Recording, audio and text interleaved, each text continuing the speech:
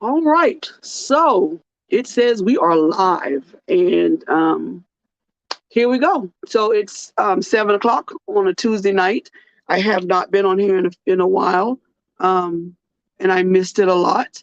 Um, so no fanfare, no music, no nothing like that, because I want to get into the show because I want to. I really want to have this discussion without having to rush to end it or having to have 16 parts of it or or whatever. So and I hope that tonight that everybody can find me and that everybody's able to see me and everybody's able to get on and everybody's able to comment, and that is streaming on all of the platforms that I said that it should stream on. That's what I'm praying and hoping. And it's like every time I get ready to get on air, like something happens. Like either the internet doesn't want to do right or this doesn't want to happen. And just now, my boss called and there's this big emergency, and it just every single time. And I kept thinking maybe I wasn't supposed to be doing this, but then again, now I think that um, it's just the enemy is mad, and he doesn't want us to be on um, to do this because I think it's really motivating and helping a lot of people. So before we get started, let's do this. What they tell me I need to do more of. So let's do the commercials. So please do not forget to go on to Uppity Negro Apparel, which is you just Google it, Uppity Negro Apparel, and you will be able to see the website, and you can order um, just about anything. I even have a pair of tennis shoes on there with Uppity Negro on it, and uh, leggings and t-shirts. This is one of my favorite designs. It's the camouflage design. And you can get it in any color you want to, in just about any style you want to. And I have hoodies and scullies and just anything that you could think of that you could put words on. I have it, and we're working on cups and all this other stuff. And I'm just waiting until a lot of things settle down until we get closer to finishing with this cancer thing and getting closer to finding a better place to live where I don't have to take my curtains up. So, um, yeah, I'm going through just a big transition. And at first, I was really ashamed of it. And then I decided that it wasn't, it's just life. And it is what it is, you know? So, like I said, I'm really hoping that people can find me and everybody comes on. I hope people that can see me who want to see me.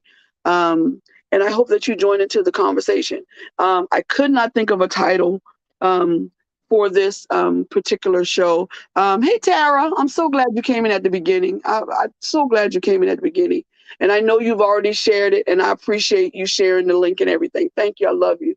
Um, and I could not think of a title for this particular subject because when God first gave me the title, I had been listening to something else, and a lot of other things were coming in because of what I was listening to.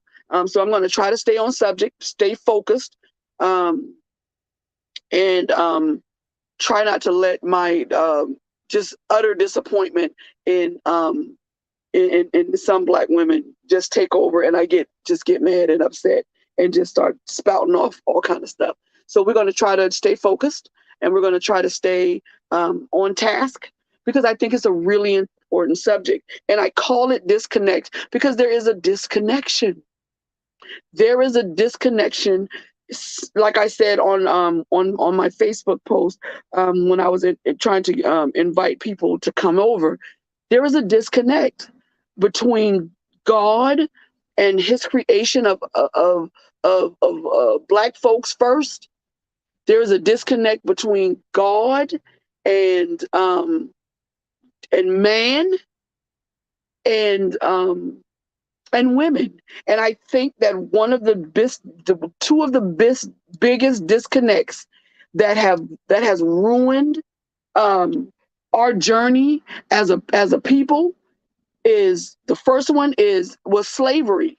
chattel slavery. Let's be clear on that, because now people are trying to categorize slavery in these different categories, and child, nobody got time for that. Anyway, so one of the things is chattel slavery, and the other one is this the feminist movement in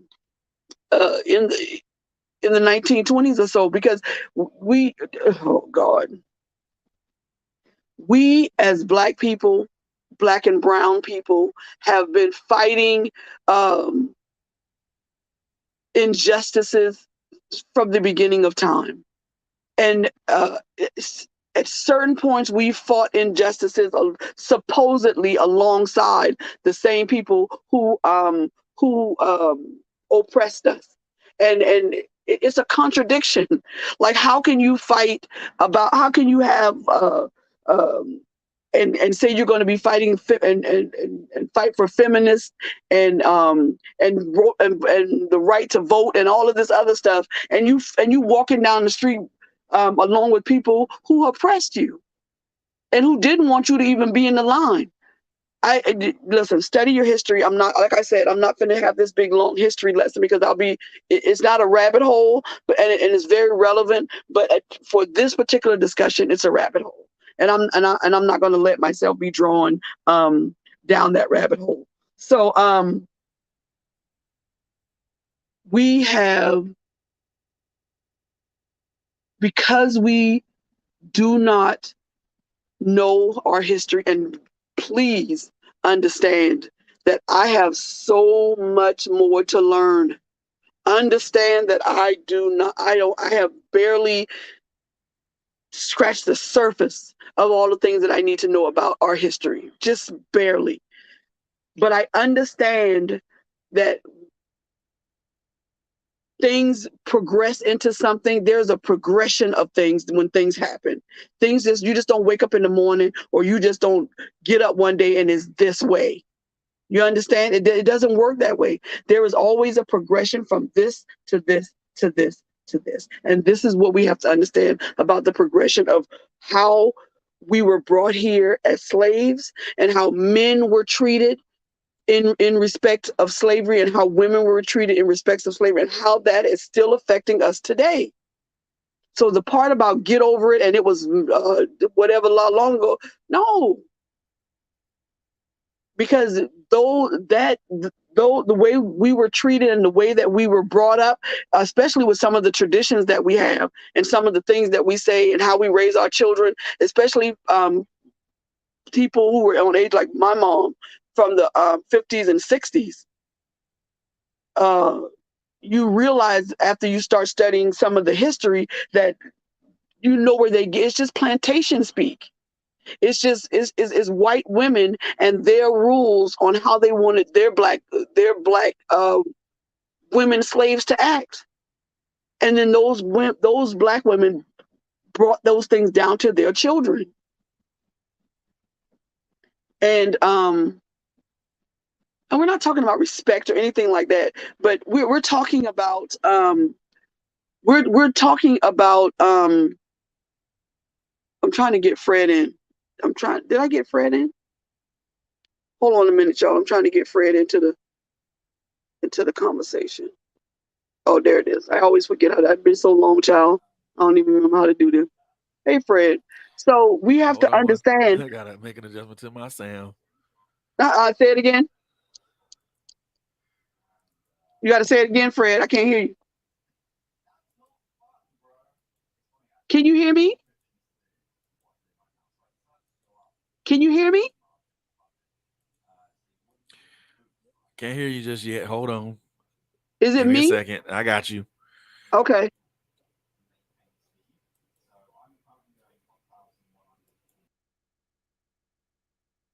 So, Tara, can you tell me if you can hear me? Well, you said you love me too, so obviously you can hear me. But anyway, so let's get into it. So there's a disconnect. And one of the major reasons, now those are the two reasons from back in the day why there's a disconnect. There's a disconnect now because we in a generation of I'm gonna do whatever I want to. Because now I want to be LGBTQRS NOP and fluid and uh, non something I don't know, and I want to be non gender specific, and I want to do all of these things. Now, before I thank you, baby. Before I get into it, let me give you a PSA. Let me give you a warning.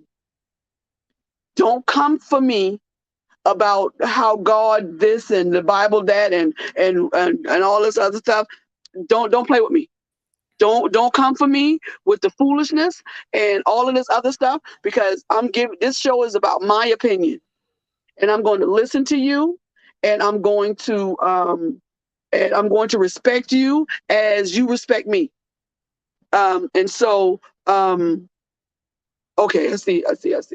And that's how we're going to do it. That's how we're going to do it. But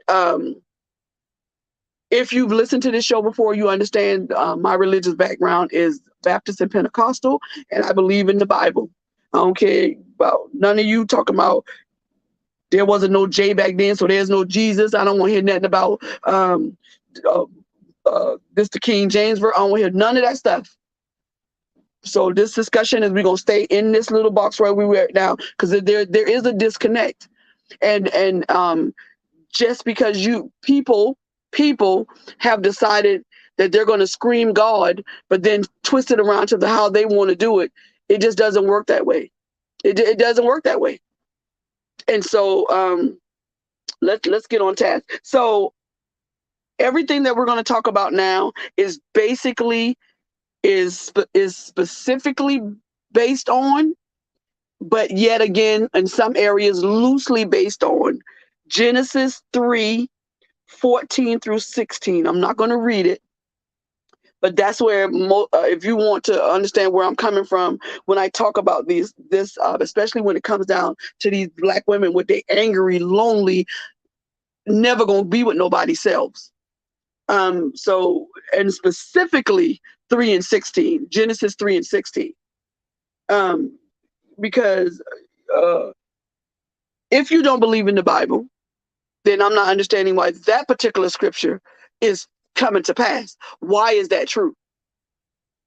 So then if you can explain to me why that particular scripture is coming to pass and is true, and yet the Bible is just not what, then explain that to me. That's all I'm asking. All right. So one of the problems that I wanted and this is going to be more of me just stating points, and I would love for you just to give me your opinion in the comments, would be really good. So one of the issues I think with why some Black women are telling me they have a problem with black men is the overprotection of some Black mothers towards their sons. There are some Black women who, especially Black mothers who have sons when they're very young, and the mother and the son actually seem to grow up together. The problem with some of these mothers, not all, but some of these mothers, is their overprotectiveness and the idea that that is somehow your man. Now you may not say it, but you treat him like it. Y'all have date night, y'all hang out together. He knows about your life because you done confided all your whatever in him. Not even in your mind understanding that he's not mentally mature enough to take on your problems. And these are the mothers that when he does find somebody, if you give him the space to find somebody, these are the mothers that have a problem with the daughter-in-laws. Because I do blame the mothers. I blame the mothers of some of these men, because you're the older one, you're the mature one. Obviously, the girl is younger than you because she's marrying your son, unless she's a cougar. But I blame you. I blame you because you're the older one. You're the mature one. You should know that you need to let go of your son. You should know when to cut the apron strings. You should understand that once he decides that he wants to marry someone, that you have done what you were supposed to do. And yes, you're his mother. Yes, they're going to respect you. Yes, he still love you, but you're no longer the biggest priority. You're no longer the biggest thing in his life. Because now he has to start to do what you did. Now he has to take everything that you taught him, and now he has to raise his own family and his children, and he has to take what you've taught him, and he has to bring that all into action. And if you didn't teach him anything, that's going to show too. So I think that's one of the big issues, is these Black mothers that are just overprotective. And they think they know what's best for their son, even after their son has come of age to know exactly what's best for them. The other thing that I think that is a problem with some of the overprotective mothers is that you are a mother, you're a woman. And to go through just about his entire life without having any mentors in his life is a shame, and you should be ashamed of yourself. He should have some male influence in his life, whether it be your daddy, one of your brothers, an uncle. Hey, they listen, now they have clubs and all that stuff. I understand. I understand how dangerous it is and how scary it is to have your children under the care of somebody else. But you got discernment. You know what woman intuition is. You know who would be the best fit to help you raise your son. Because I don't care how strong and independent of a woman you are, you still can't teach no man to be no man. And so I think that's one of the issues also.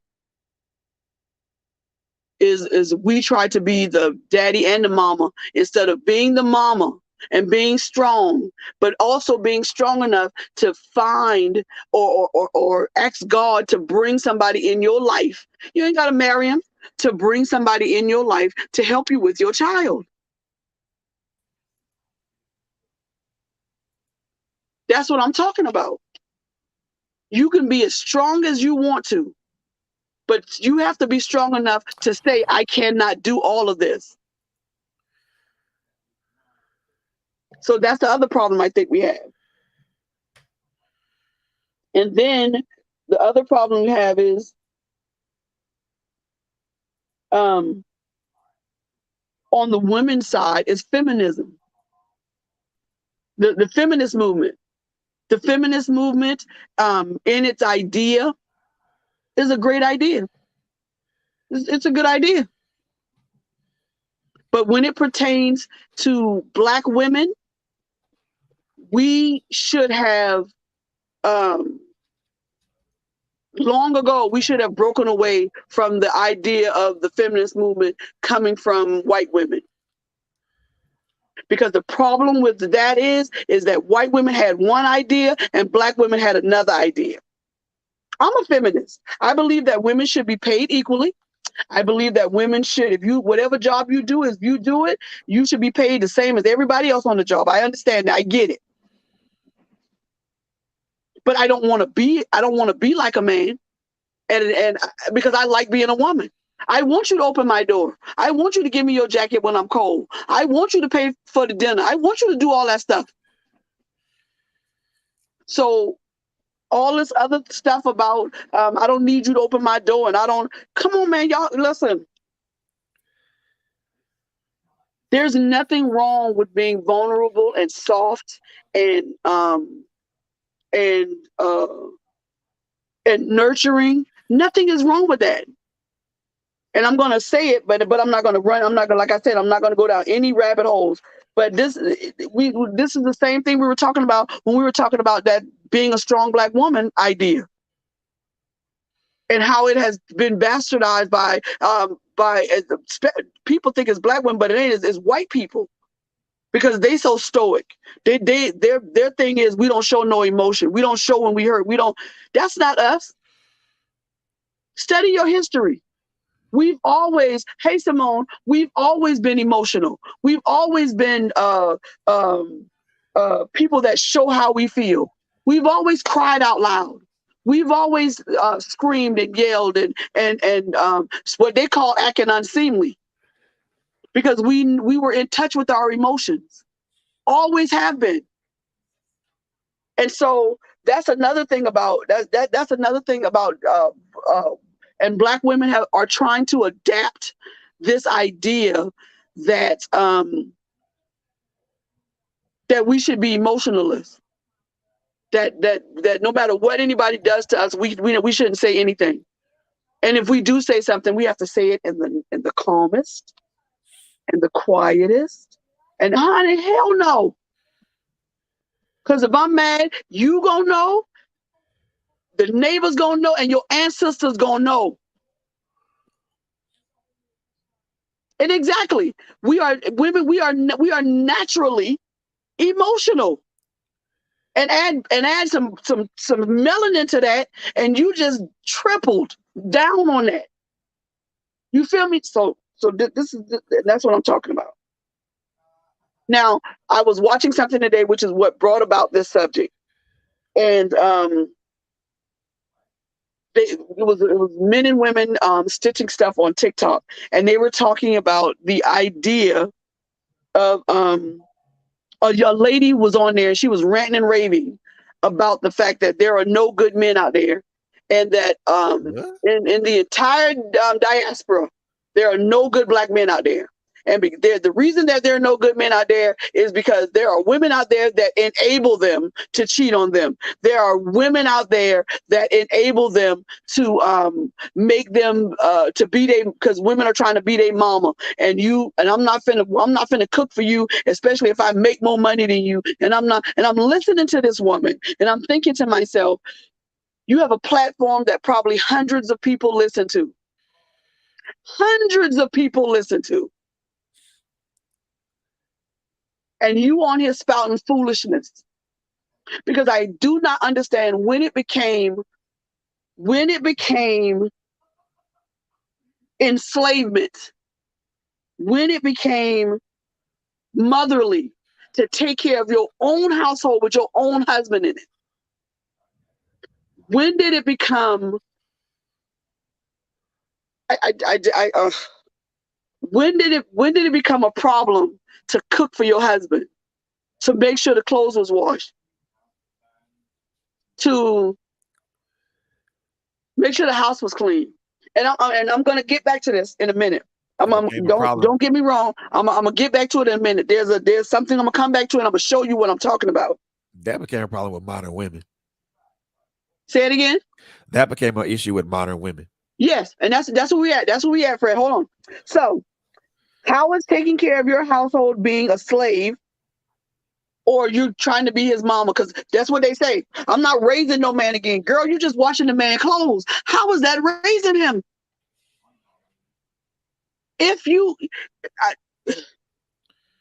She went on and on for almost 15 minutes about the fact that, especially if I make more money than him. So if he makes more money than you, do you still not want to do that?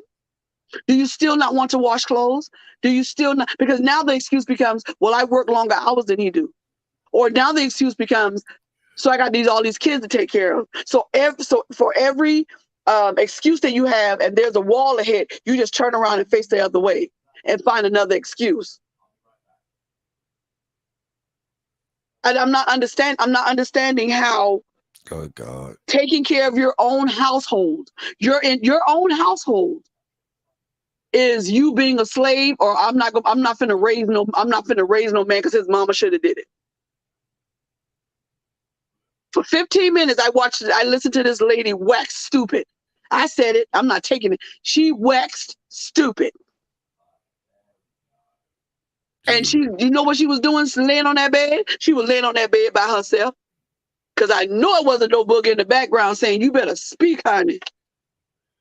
Oh boy. And she said, this is what she said. And y'all know I hate when they say this. This is why I choose to be alone. No, heifer, you did not choose to be alone. Nobody don't want to be with you. Nobody want to be with you except the ugly dog and that pointed-headed child who you don't know who his daddy is. Nobody want to be with you. because they tired of hearing you with your angry self. Now, there are angry black women. I don't think that black women are angry because people following them around the store. I don't think Karens are the reason why we angry. That's not why we angry. A lot of y'all angry because y'all need some penis. And you can't get none because nobody don't want to be with you. And they definitely don't want to have no children with you because you can't do that. You can't do this. Stop doing this. Nobody want to be with somebody and all they do is talk about how great they are and how worthy they are and how they is the god doggone table. Back to that again, eh? Because this is the thing. This is the thing that they just pride themselves on. They pride themselves on this idea that I'm strong and I'm independent. But let's flip that over to the other side of the coin. You're weak and you're lonely. And if you don't stop buying Haagen-Dazs as much as you do, they're going to tell you to buy stock in the company. But the funny part about it is, Bobby, you can't tell those women that they're not strong But and this is the thing. independent. You can't tell them that.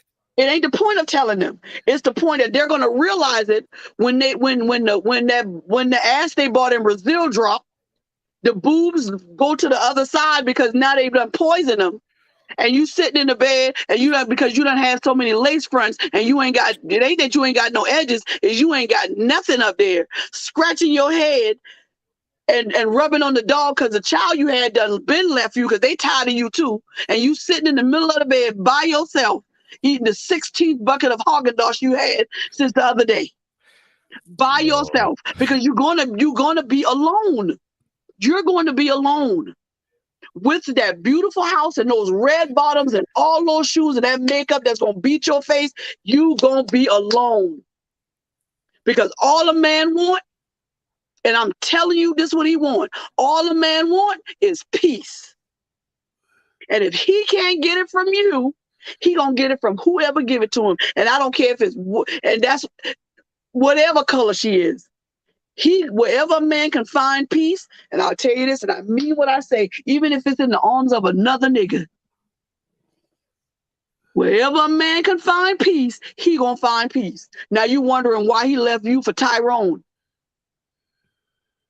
Because Tyrone wash his clothes and cook his food and clean the house. That's the truth. And you can't stop being the table and bougie because you making $120,000, $30,000, $130,000, $40,000, $400,000 a year, whatever. You can't stop being that long enough to go home and cook a meal? What is wrong with you? You ain't hungry? You can't wash the clothes? Your clothes don't get dirty? You can't sweep the floor?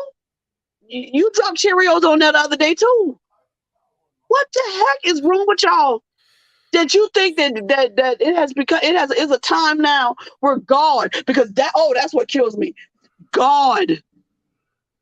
Y'all trying to make it seem like God is the one that's leading y'all down this path of he done separated me. Child, anybody separated you from nothing, and you ain't grown away from nobody. Them niggas ran. They cut and they ran, and that's why you by yourself. Let me move on to my next point. So, and like I said, this is a time where we tote God's name, but then we take his word and we shimmy it a little bit. And listen, y'all, and especially black folks with this thing y'all doing right now, y'all doing the same thing white folks did to keep us into slavery. Y'all fixing that word around so that it fits your narrative. And as long as it fits into your narrative, then that's what you're going to do. And it just doesn't work like that. Because when something is right, when something is true, it stands on its own. It doesn't need to be explained. It doesn't have to, you don't have to go into this long explanation. You don't have to, well, what had happened was, you ain't got to do none of that. Because the truth stands on its own. And it doesn't change. It just doesn't. So Well, this is the question I have.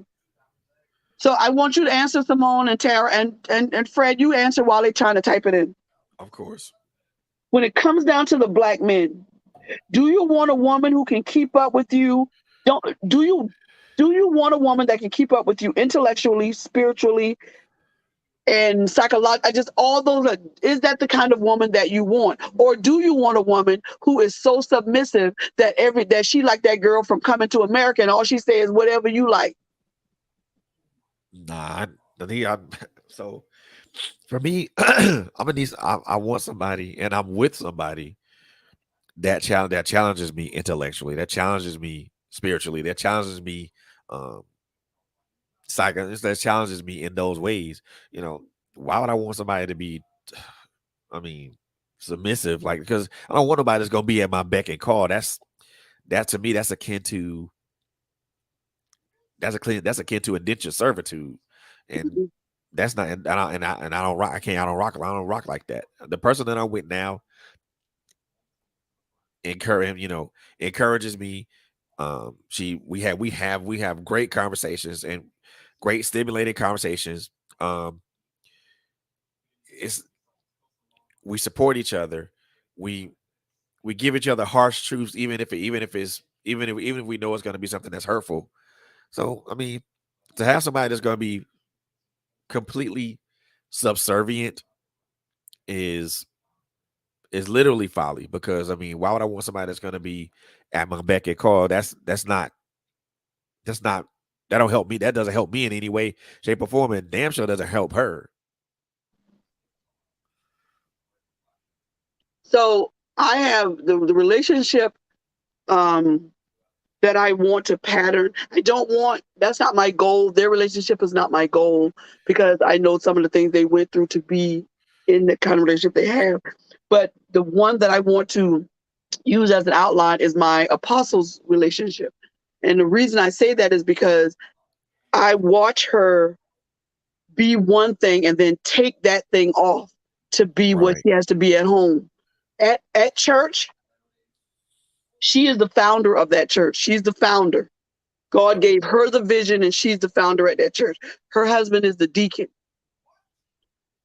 When she comes out of that pulpit and when we leave the grounds of that church, she becomes his wife.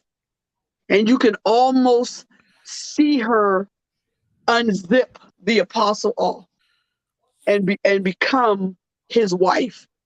She looks taller and more fair and vibrant as the apostle because of the anointing in her.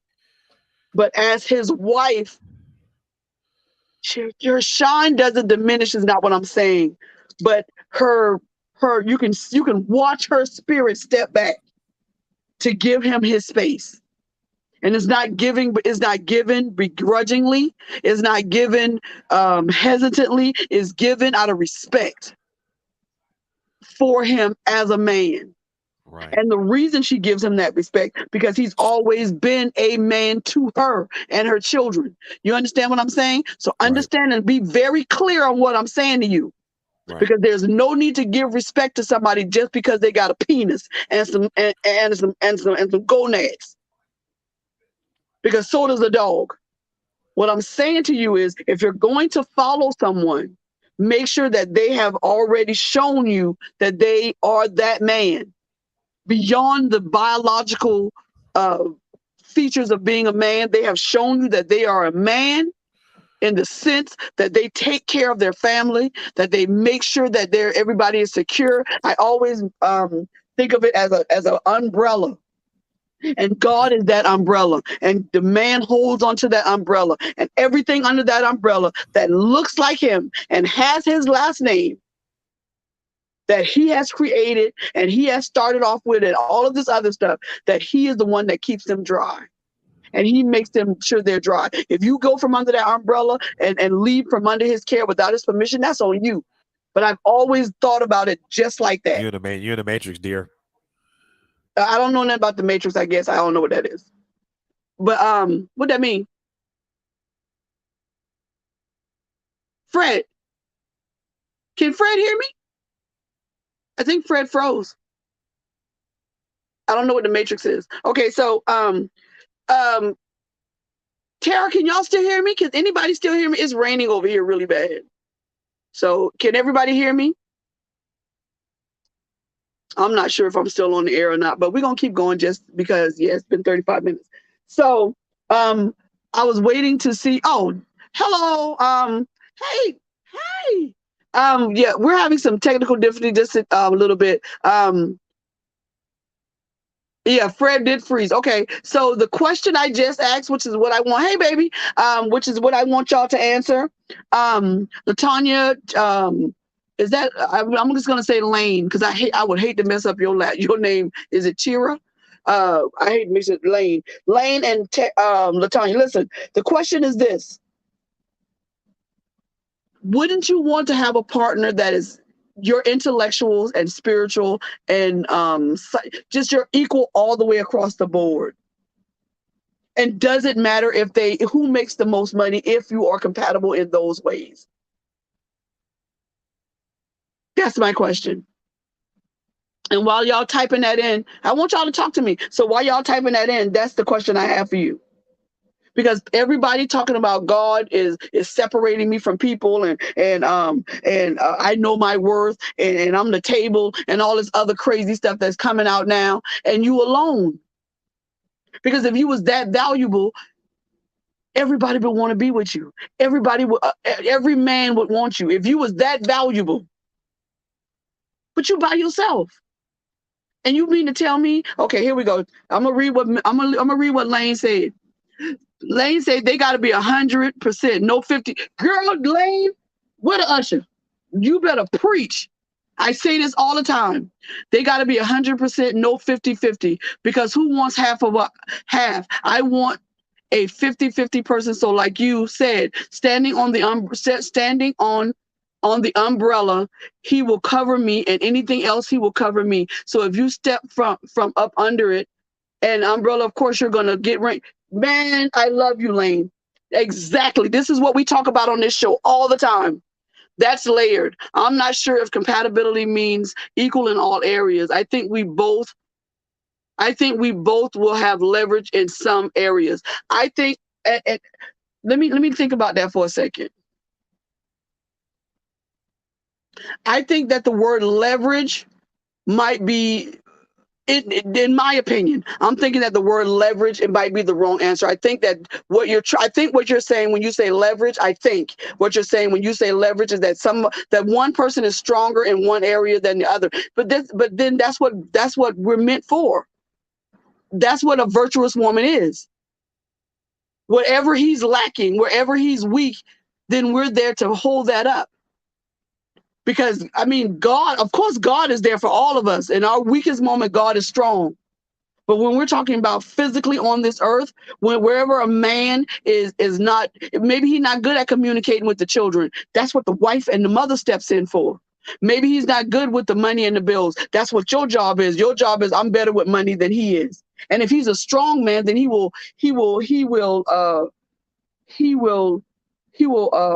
I'm sorry, y'all. Y'all know sometimes I miss words. If he is a strong man, then he will take advantage of that and he will use that to the betterment of your entire family. There are some things I have more knowledge in and vice versa, but he is my God. He is exactly. You said okay. You came back and said exactly what I knew. That's what you. I figured that's what you meant. As in knowledge, yes, ma'am. Leverage is too much. Yeah. No. You were right. Leverage is the word you use, and I get why you used it. But I just wanted to soften the word a little bit because some people take things literal, and whoever's listening to this, I want them to understand that you said leverage, and but I'm glad you explained yourself. But what it is that wherever that's what being in a relationship is about. Where you weak at, I'm going to be strong. That's what I think. That's also what they mean by when they say opposites attract. It's not exactly that we're opposite. Is that I'm better at because my godmama, cooks and she's done very well. But when it's certain things that her husband can cook better than her, This is just an example. He does that. When it's time for grits and fish, he do it. When it's time for collard greens and all that, she do it. When it's time for to do her crab legs and all that, or her crabs, he do it. But when it's time for her, for whatever else they gonna do, she do it. And so when you yin and yang like that, oh my God, perfection. But you think you're gonna learn that overnight? Which is, let me get to my other point, because this is where I'm coming from. Oh yeah, Latanya, the scriptures that I'm coming from, you and Lane, is loosely based on this scripture, but it's also gonna hit this scripture every now and then, is Genesis chapter 3, 14 through 16. So if you want to go back to that, this is where we're coming from, why I'm on this subject, and why we're talking about the disconnection between God and black men and black women.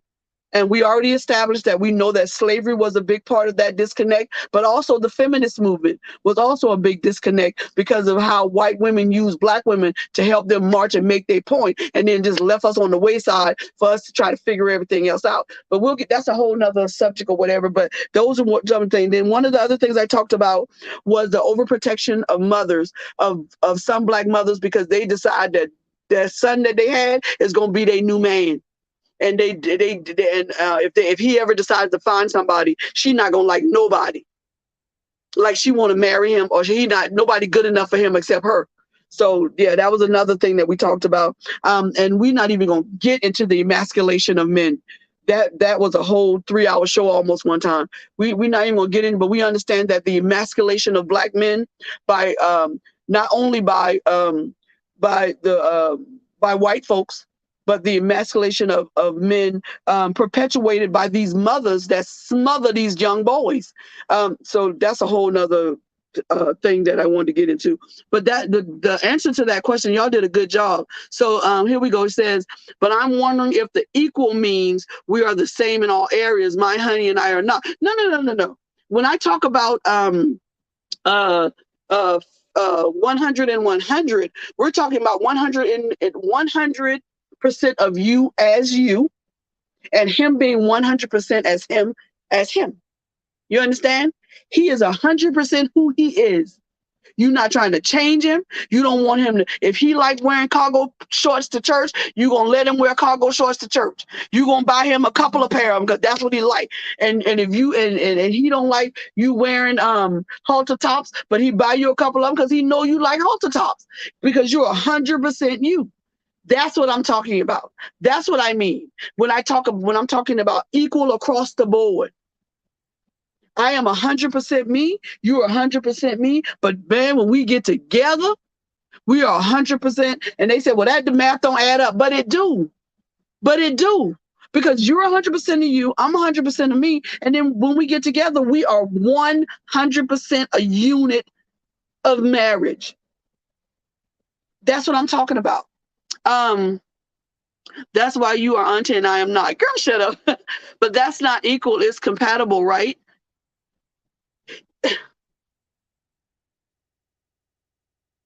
I don't know if it's compatible, because you can be compatible with a lot of people. You really can. But when you're talking about marriage, I don't think it's just compatibility, because you can be compatible with somebody and can't stand to be in the same room with them. I think that and it's not just chemistry either. It has to be God.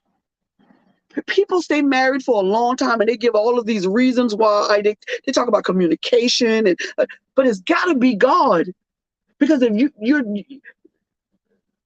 the experiences that you have before you become one person are not the same experiences, because one is feminine and one is male. That's first. Second, y'all didn't grow up in the same house. And third, one had siblings, one did. So it's all this different stuff. It's all God. Even people who talk about they don't know, it's all God. Because you can be compatible and can't stand the other person on any other level. So I don't think it's compatibility. I think it's God. I think it is. It's yes, it's chemistry, but I also think when you talk about chemistry, it's not just communication. I think it's I think it's a body kind of chemistry. I think that there is a mixture of your chemistry that goes upon. You ever see two people that have been together so long they actually look like each other? Why would that not be so if this man is entering your body and you're allowing him to enter your body and he's depositing himself into you and you're giving yourself to him? Why would you not after a while start looking like each other?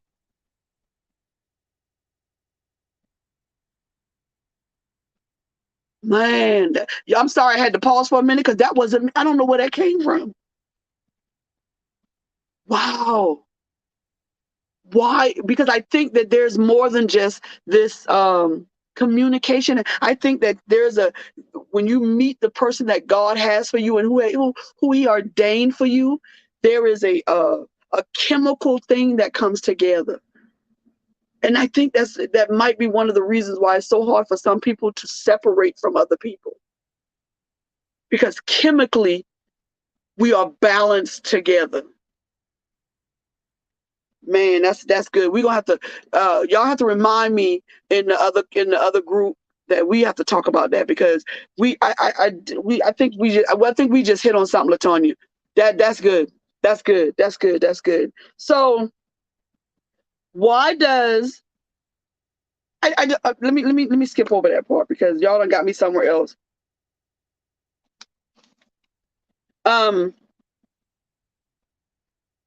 so when did um taking care of your house, washing clothes, washing dishes, cooking food, all of this other stuff, even having sex with your husband, even having sex, all that. When did that become? I'm not gonna be his mama. His mama should have raised him. When did that become that? When did we confuse taking care of our household and making sure that the the strong man in the house is able to do what he needs to do in peace? When did that become a bad thing?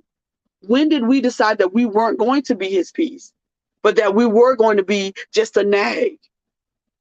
When did we decide that our peace as an individual was more important than the peace of you and the peace that you could give to someone else? And let's be clear, that question is not for just married people. I'm talking about when did your personal peace become more important than the peace you could give to another person in their time of need? Exactly, Tara. They don't want to put in the work because it's work, honey, to be somebody's peace.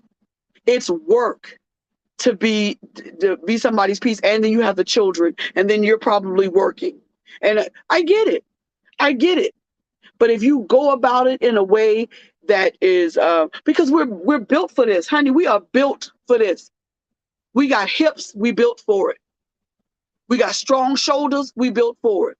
We have ample breast, we are built for it.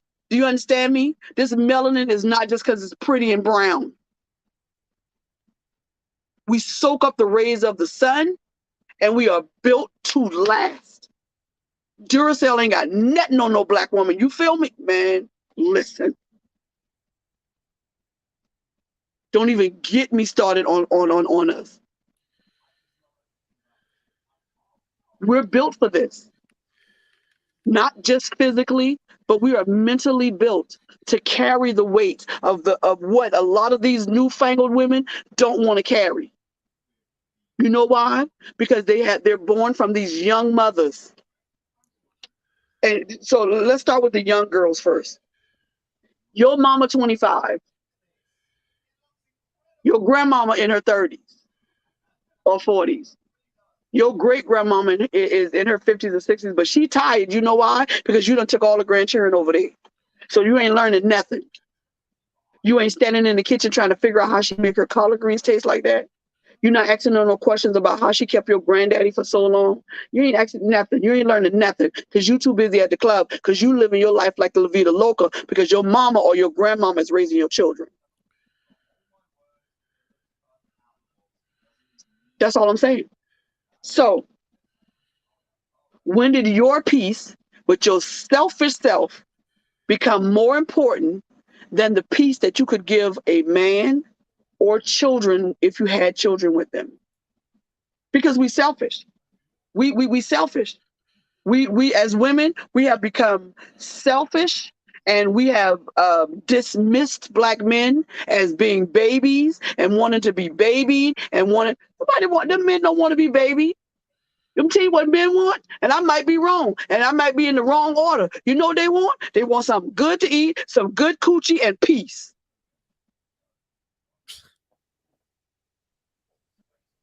Everything else that falls beyond that, that's fine. The car, a nice car, oh, that's good.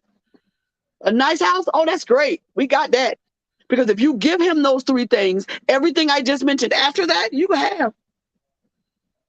His check will go into your bank account. If you give him those three things, not necessarily in that order all the time. But you can't do that because you're selfish, because you done listen to white folks and how white women done talk about their husbands with this, that, and the other. And you done forgot that our men don't go through what white men go through. Our men go through things that white men will never understand. And for these black women who talk about I work hard as he do and all, honey, shut up and take several seats. As a matter of fact, don't even sit in no chair, just sit on the floor because you sound stupid.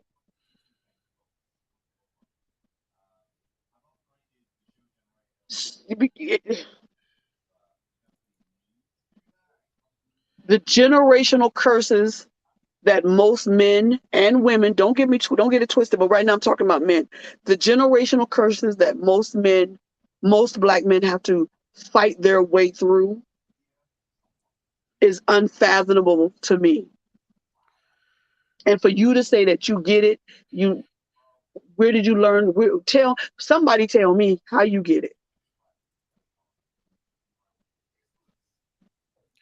The generational curses that black women have to fight through is unfathomable to women who were born after the 1999 2000. I'll give them the benefit of the doubt, and I'll give them up to 2010. And I'm pushing it on that.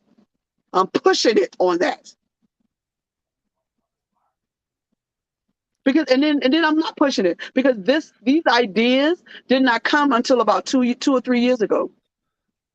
The push for black men to be as feminine as possible so that white women and white men and could feel more comfortable about 2 3 years ago, about right at the beginning of 2000, about 2021, 2020, about 2020, after Barack Obama left. Then all of us, the Barack scared them, and he seemed like he wanted the nicest black men you ever could meet, but he scared them, and so then black men had to become softer and more feminine so that they could be more comfortable. And instead of women rallying around these men, they made them their girlfriend to go shopping with. Tell me I'm lying. Instead of women rallying around these men and letting them know that you don't have to be like that. You don't have to wear no dress. You don't have to wear fingernail polish, because this new thing with niggas wearing fingernail polish that got me thrown. I'm not talking about clear polish, because I think men should take care of their hands and all. I'm talking about fingernail polish like this. I'm thrown. Anyway, instead of us rallying around these young boys and finding mentors for them, we decided that we would start calling them bitches, and then they would be our best friends to go shopping with and to the club with, wearing the same outfits. Talk to me, Fred, because I see your lip. Come on. What can I say? What is there to say? I mean, I get when we're talking about Go ahead, Lane. You're right. Go ahead. Keep talking, Fred. I'm just telling Lane she is absolutely right. when we're talking about connections and disconnections, it really goes back to, like,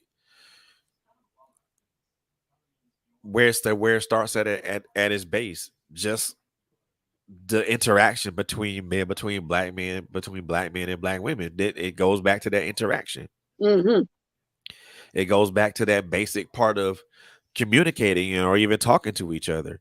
I mean, if so, like if I'm talking to someone, if I'm being in some sort of relationship or want to pursue a relationship with someone, um, I mean, my first question to you as a woman should not be, "Can I have some pussy?" And your first question to me as a man should not be, "How much money is in my pocket?" Because, and I put this on Facebook, I posted this on Facebook a while back. The and ladies, ladies, ladies, I really want y'all to hear me when I say this, because as much as you don't believe, as much as some of y'all don't believe this is true, it's 100% true with the majority of men. And I'm not talking about, and because and I'm finna bust y'all bubble, and y'all ain't gonna like that. So, like I said before, a woman's I should never expect a woman's question to me is to how much money, how many zeros are in my bank account, or how much money in my pockets. Number one, I'm not counting your pockets, so I count mine. But the point that I want to bring home is this: all y'all women that say y'all want a quote unquote high value man, and I put that in quotation marks because, yeah, y'all looking at it the wrong way. A high value man is more than just the zeros that adorn his bank account. Is way more than just the type of car he may he may or may not drive. It's more than the jewels that may adorn his wrist or his neck, or the watch that he wears, or the clothes that he wears, and things of that nature. All those things I just mentioned, all those are exoteric. All those things are outside. You want to know the true value of a man? You want to know a true value of a man, or you want to quote unquote judge the true value of a man? Ask him what his ethos is. Ask him what his values are. Ask him who he values. Ask him what he values. Ask ask him what's important to him. Ask him what his hopes and his dreams and his aspirations are. Ask him Ask him what is he looking to do with himself. Ask him how is he planning on moving forward in certain avenues in his life. Ask him where he is in his life, and also last but most definitely not least, ask him how and where ask him how he is, or where he is emotionally and mentally. Y'all looking at bank accounts, y'all looking at jewels, y'all looking at what's around the neck, and all these things of that nature. Physical looks are also something that's cool too. However, and I'm telling y'all ladies about to be mad at me, but that's cool, and I'm all right with that. But y'all the way y'all be looking at the way y'all some of y'all be looking at dudes is the wrong way, and y'all and that's not and I'm gonna say personally, that's not cool, Well, because I want to say this, that the only women or ladies, like you like to call ladies, that would be upset with that particular with those particular statements would be ladies who are not being honest with themselves. Because I think that everything you just said is absolutely true. It is not, and the funny thing is, it's not. It's such a large majority of women who um uh, who only um value a man by how much he is valued in the bank, or how much money he's worth. And so I think if anybody is mad, they would have to sit down and have a real honest conversation with themselves. So but they this is not. what I want. But they not. And the reason Well, I if mean, you but that this is the thing. And it doesn't really matter one way or the other, because you know who you are. You understand? I am learning, and this is so hard for me to learn. I am learning that no matter how much I try to tell people or give them the truth about whatever, they're either going to accept it or they're not. And I'm cool with that.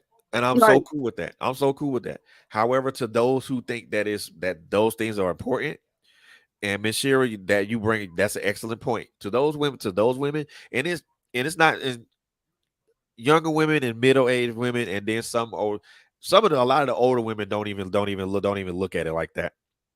They don't even look at it in that aspect because Right. they're experienced enough to know what's up. Hmm. A lot of the younger and some of the more middle-aged women look at that in that aspect, and that is some, excuse my French, that is bullshit rhetoric that needs to take several seats Yeah, but because this is the thing. This is the thing, Fred, because it's two different problems that we got going on. right, First, we got the young girls who ain't gonna do nothing. Because all it is $40 crab legs in the club. That's it. But bruh. then you have a problem with some of the older women my age in their 50s and their late 40s. And you know what the problem with them is? They all mad.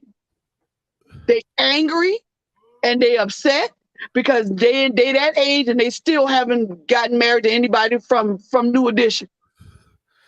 So you That sound like a them problem then. listen. You have the younger girls who ain't gonna do what men want them to do, which is give them peace and give them a meal and give them some good cooch. You know you have them, and then you have the older women who just angry. They just mad. Well, see, the thing with with a lot of and I'm not gonna say all of the younger women, I'll say some of them. Then want to give up, be quote unquote submissive or quote unquote subservient, and want to give a man peace. That comes at a cost of their independence. That comes at a cost of them being a quote unquote But bad it bitch or should a not. boss bitch. It But should not. that's their mentality though, Bobby. That It would be doesn't. the mentality. To be the listen. You worried about what you gonna give up, but do you understand what you gain when you give the right man peace? Do you understand the riches that you gain, the security that you gain when you, and I'm talking to whoever young on, I hope somebody hear it. Do you understand what you gain from the right man when you give him peace when he come? When he, man, you don't understand You what the future of what you missing out. you You really you think that? missing out. But do you honestly think that some of those women are looking at it from that perspective? No, I didn't say that. I didn't say that. No, no, no. Because if I'm they asking. were, No, I'm asking. because if they were, we wouldn't be having this conversation True. again because we've had it before. So Yeah. here we go. Let me get to these points before my time run up. So um so we talked about putting in the work, and putting in the work starts with conversations. And I think that a lot of times we so focused on his green eyes and he got wavy hair Oh and, Lord. and you feel me, like the green eyes, the wavy hair, the big penis, the little one. Some people like him little. I don't know. The clothes he wear in the Oh my car, in the house, God. and all that other stuff. That we forget to have the important conversations, and the important conversations involve talk to this man about his past. Ask him about his childhood. Ask him about his people. Because when you miss that conversation, you're going to wonder why little Junior licked paint. And listen, did you wondering why that child crazy? Because you ain't asked this boy, you ain't talked to this boy about nothing. Men, the same, you ain't asked that girl nothing about her past. And you wondering why your children like to sit in the corner and bang their head up against the wall.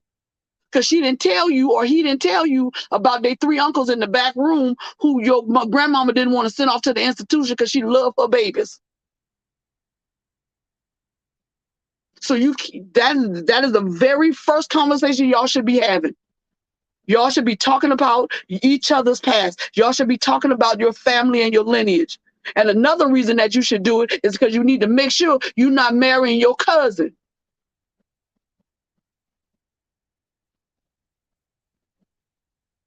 Exactly, Tara. You need to talk about your family, your past, your cousins. Take them to the god doggone family reunion. Show them some family photos. Because you're going to turn around here and you're going to marry your cousin here. Because it's been happening a lot lately. I think it was a brother and sisters that Lane, I'm not playing. I'm dead serious. One boy had married his sister and had a baby. Because they didn't know that he didn't know that his daddy cheated. Now you go to the family reunion and all them your cousins and his cousins too. Talk to these people. That's all I'm saying. The next thing y'all should talk about, and it don't have to be in this order, it really doesn't, is money. Because money is one of the biggest things that break people up. How are we going to do it?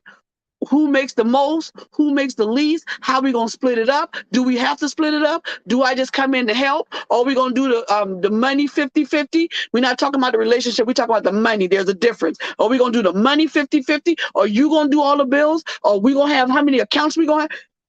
All this. If you do all this before you get into a committed relationship, you will save yourself hell. With my boyfriend right now, we talk about all of this stuff. Sometimes it leads to me wanting to hang up on him, and sometimes he want to walk away from me. But then we turn around and we come back and we start over from the beginning. These conversations are so important, and they will cause you. They will just cut out a whole bunch of foolishness later on.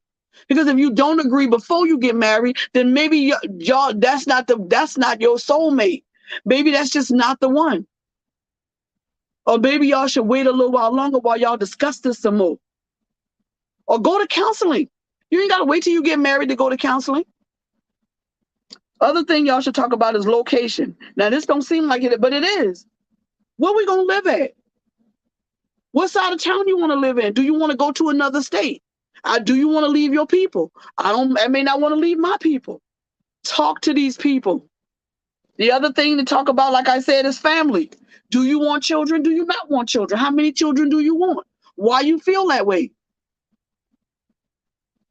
These are conversations that need to be had before you talking about you committed. Or before you start posting pictures on Facebook talking about I'm engaged. Or this is my new man. Yeah, that's why I saw that. No, it wasn't their fault. That's exactly why I saw that.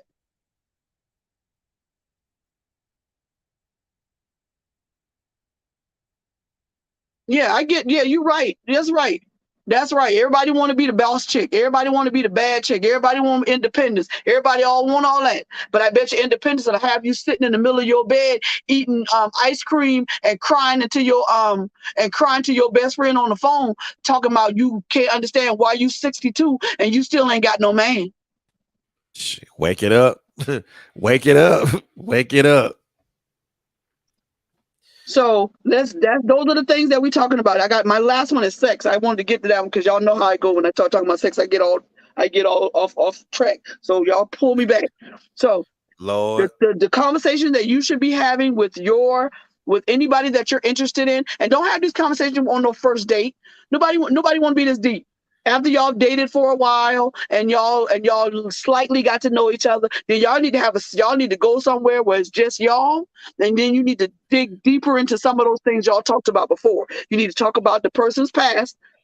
You need to talk about money. You need to talk about location, and you need to talk about family. Do they want to have one? Don't they want to have one? I don't want no children. Why you don't want to have? You might be breaking up. You might reach in there and heal them from something that they didn't realize they was hurt from. Now, last thing before I get off of here, that you need to talk to your person about is sex. Lord.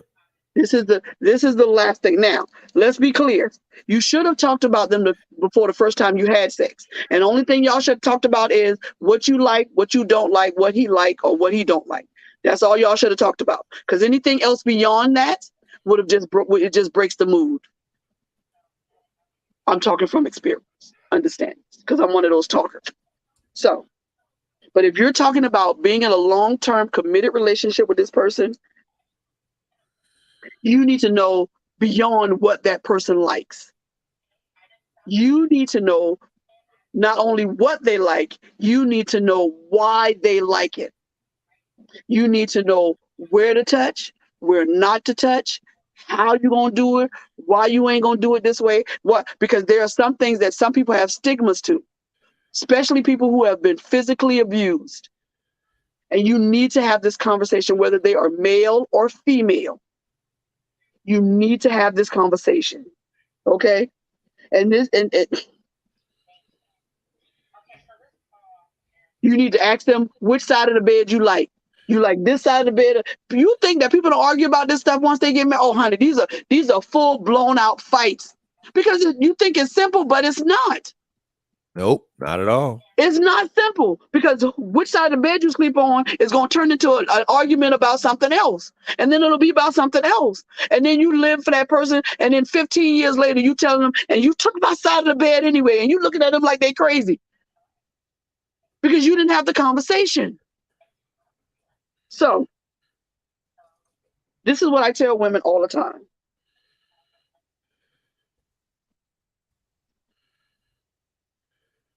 When you in that bed, when y'all having sex, even from the beginning, but if y'all gonna get married, you have to change this before y'all get married. Stop screaming at the top of your lungs and telling him and calling him daddy on a position that you don't like. Because Woo. 15 years from now, he gonna be doing that same move because he think that's your move. That's how I get her.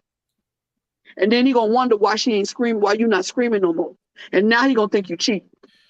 I'm telling you this from experience. When you in the bed with somebody and y'all having sex, if you have the conversation before you have sex, you ain't got to worry about him putting us in the wrong place and all this other stuff. You ain't got to worry about him touching you the wrong way. You ain't got to worry about him asking you to do all kind of pretzel shapes. You ain't got to worry about him pulling on your weave. You ain't got to worry about none of that. You know, he'll know that he can't pull on your weave until 2 weeks after you get your hair done because you're about to go back and get it done again. You don't do it the day after.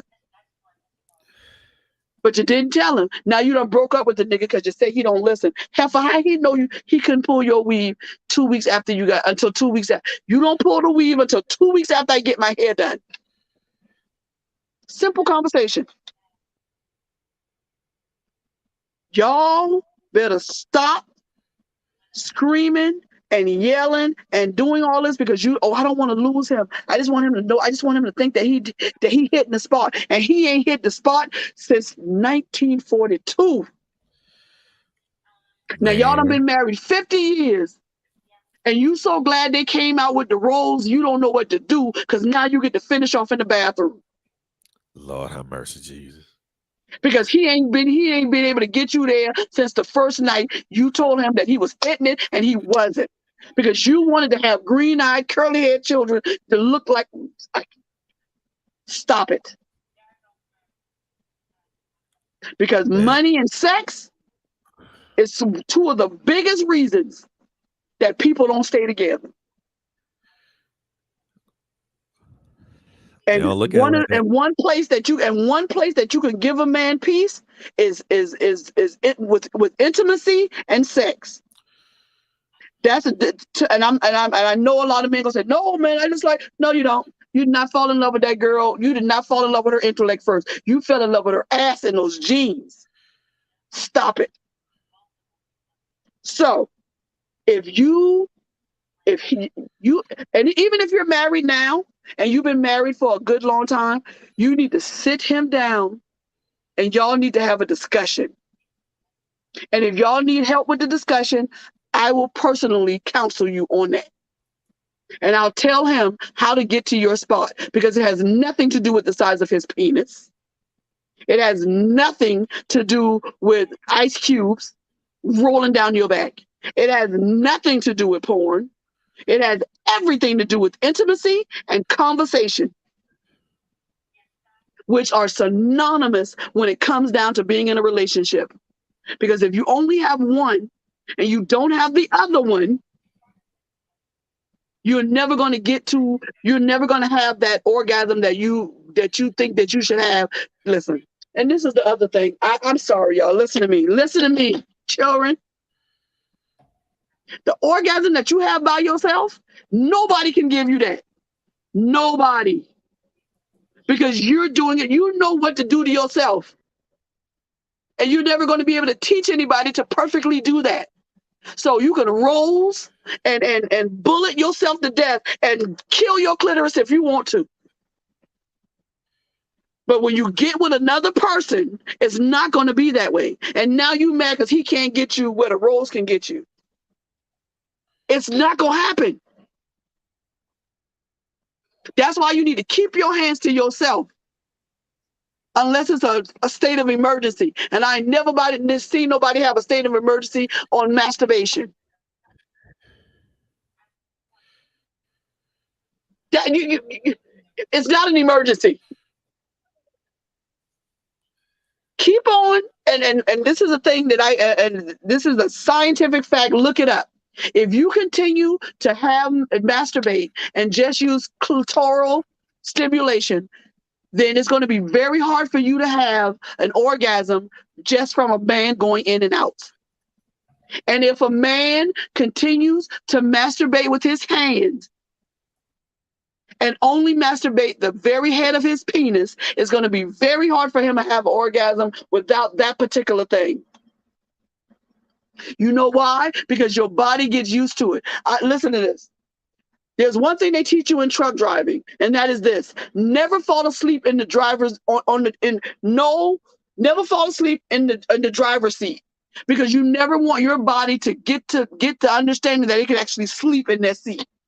Because once your body knows it can sleep in that seat, because your flesh is slick, once your body knows it can sleep in that seat, it's very easy for you to fall asleep while you're driving. I've never fallen asleep in my drive. I don't care how sleepy I am. And that is the same way with your body. Once your body get used to doing a certain thing and getting, especially pleasure, honey. You ever had a hamburger or a taco or anything like that, and you want it and you enjoyed it, and then you go back the next week thinking you're going to get the same thing and something is off? It ain't going to never be the same way again. That same thing with people with addictions, and they get high.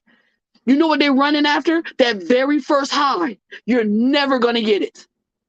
You're never going to get that euphoric feeling that you got the first time you got high. And so, the same way how you feel when you masturbating by yourself, and that fantasy is going on in your head, and it's going, when you get with another person, I don't care if you're thinking about the same thing you was when you was by yourself, it's not going to be the same. You can never train anybody to do your body the way you know how to do. They might even do the same things or whatever, but they don't have the passion. And I mean, they don't have the vigor. They don't have the enthusiasm like you got the enthusiasm, because you know what's about to happen. They just doing it because you told them to do it. So, all y'all women out there screaming and yelling because you want him to think he the man and all of that, and then y'all get married and 5 years later you still faking that scream and all that, and then when he finished, you tell him, oh, I just going to take a shower, and now you in the bathroom trying to finish yourself off. That's your fault, sis. Because once a man think that he done got your spot, he's a Fred, I'm sorry, I know I love you, but this is the truth. He not changing it. He not changing it. He already know he done got it. And unless you tell him to do something different, he's not going to. Lord have mercy. He's not going to. Once a man know how to fix something and he fix it that way, then every time somebody asks him how to fix it, he gonna tell him that's the same way you fix it. This is how you do the carburetor. This, and this. 2 years later, somebody asks him, how you fix the carburetor? Let me tell you what my dad taught me. That's how. A man is not gonna change the way he make a woman moan and scream and all that if you don't tell him to.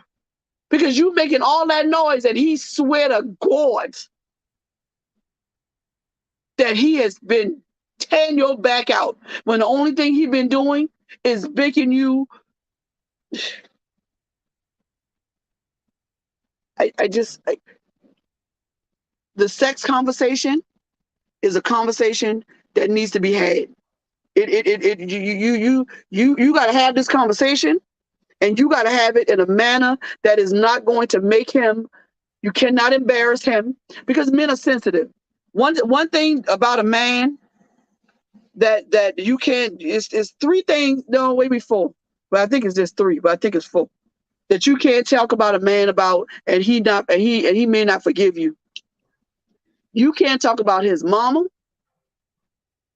You can't talk about his car. You can't talk about them children, ugly as they may be. And you better not talk about his penis, because it's going to be hard pressed for him to forgive you. Hard pressed. So if you don't have this man, Lane, I got to. Because you got these, and then these young girls perpetuate this idea that we need all these gadgets and things and all that stuff in the bed. You don't. If you need all them gadgets, something wrong with your stroke game, and you need to fix it. And fixing your stroke game don't have nothing to do with your hand. You better watch a movie or watch a film or something, because nobody is going. And you're not going to be contorting. Listen, them girls on them porn is skinny, and they've been doing it for a minute. Your wife or girlfriend at home ain't been to the gym since the early 70s, and you's not gonna pretzel me. I can't. I don't know what to tell them, Coco. You not finna bend me into no pretzel.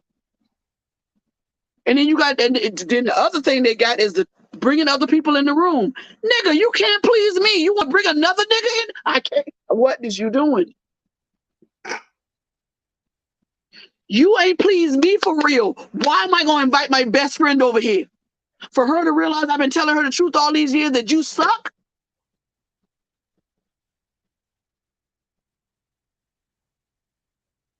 I am hereby offering classes. Let me help you. I will give free classes to anyone who needs them. And then I'm going to tell you something else. Sexual toys were not meant for single people. They're not meant for single people, because you use them toys on yourself.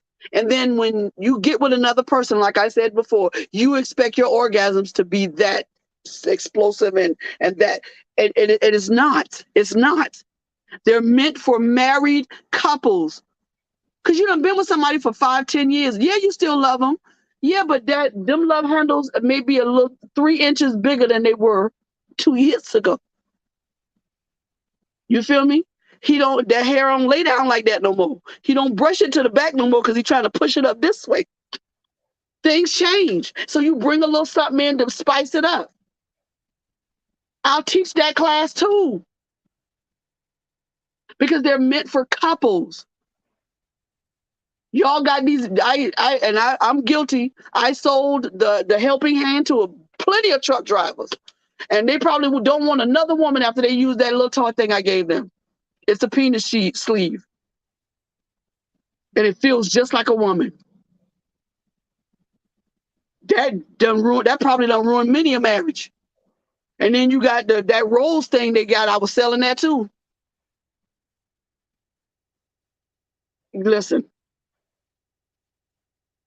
you can talk about money, the past, location, family, all of that. But if your sex life don't forget, please don't forget, in tangent with intimacy, because intimacy and sex are not the same thing. If those two things are lacking, y'all in trouble.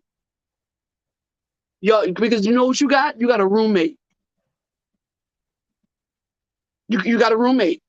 Y'all might as well just be sharing it. I can't quit Lane because they ain't listening. You got a roommate. Because if your partner has no idea what intimacy is, and you're unwilling, because now let's go back to the other part. Oh, shit.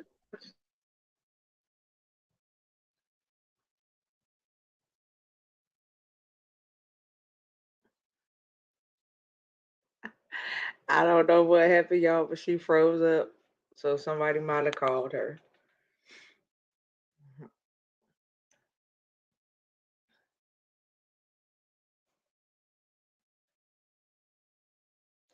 You muted, Freya. Yeah, she froze up, and oh my goodness, some folks about to be took to school. Well, they was already being taken being taken to school. But man, oh boy, you know what? Mhm. I ain't gonna look here. Everything that she just mentioned, in addition to what I put in it, what I put in there is about love languages. Oh yeah, that's key, man. That's really, really key. Cause yeah. If you don't know your partner's love language, then you might be stuck. So all I'm gonna say is, if y'all didn't learn, y'all gonna learn today. I mean, only thing I can say, well, it's all those things that she mentioned and all those things that she talked about are extremely key to having a relationship and things of that nature. However, you have to be able, and this goes both ways, so it doesn't go toward just towards men or just women. You have to be willing and able to at least be amenable and at least compromise and stuff like that, because it does take a conversation. It, conversations are required. Those types of conversations are required. And again, like I said, for me, I'm not gonna ask you, can I get some cat? Can I get some of them? Can I get some box? And you shouldn't be asking me how much money I make either. That's those are two things that should never be asked upon when someone's initially speaking with somebody. Period. You know, a woman should never this quote unquote high value man crap. And I said this earlier, Coco, isn't ain't predicated on zeros in a bank account. No, it's not. But you have people, especially now with this quote unquote what they call hybrid dating, Man, whatever this foolishness is that they do or trying to do, however you want to put it. Um, they feel like if they don't test the person out that they're with, that man, there's no need to have the relationship. man, You don't want to get to know the individual. You want to find out if that part about them is good first. And then if that part about them is good, then I'll get to know you. Because then if that's not good, if the sex is going to be a turn on, then there's no need to get to know you. I could ghost you and I could ghost you from the beginning. I turn could off. say this. I could say that this is going to be a sex day. Yeah, just like Tara said, the Tara Reynolds said, it's a turn off, and it is a turn off, big time. The minute you ask me how much money I got in my pocket, yeah, I'm done. We done. That we're not even finna have a conversation because I'm not finna entertain it. Yeah, I mean, I ain't gonna tell nobody how much money I make. Yeah, that's what business that are yours? Are we getting married? Are we building toward that? I'm not gonna tell you what I do in order to keep me afloat.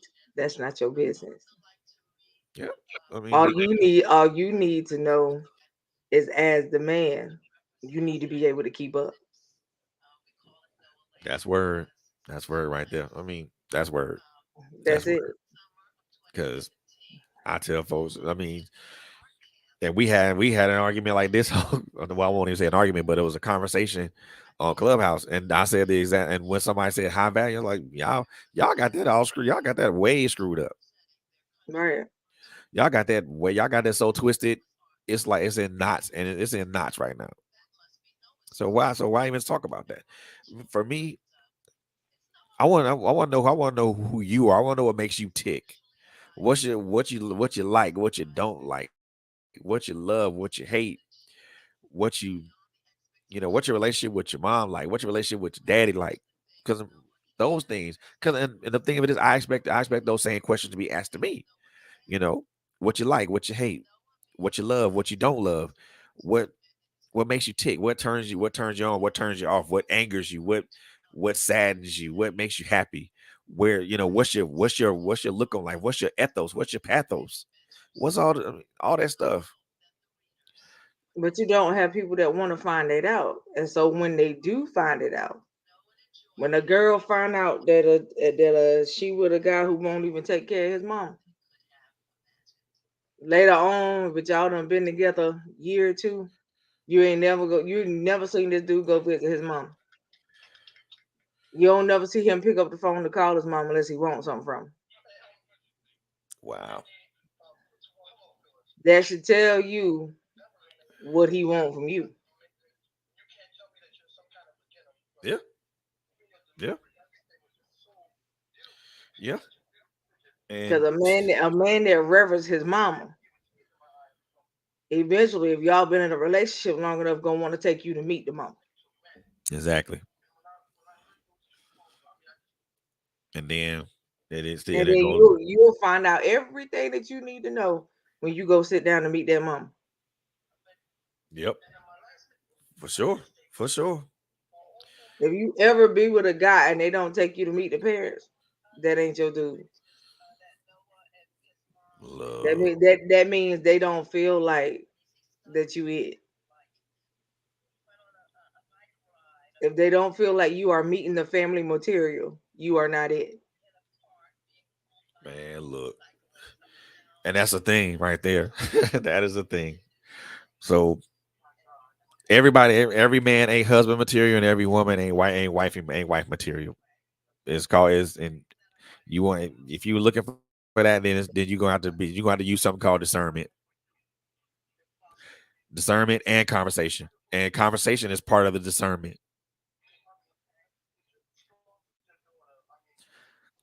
And stop. How you gonna Go ahead.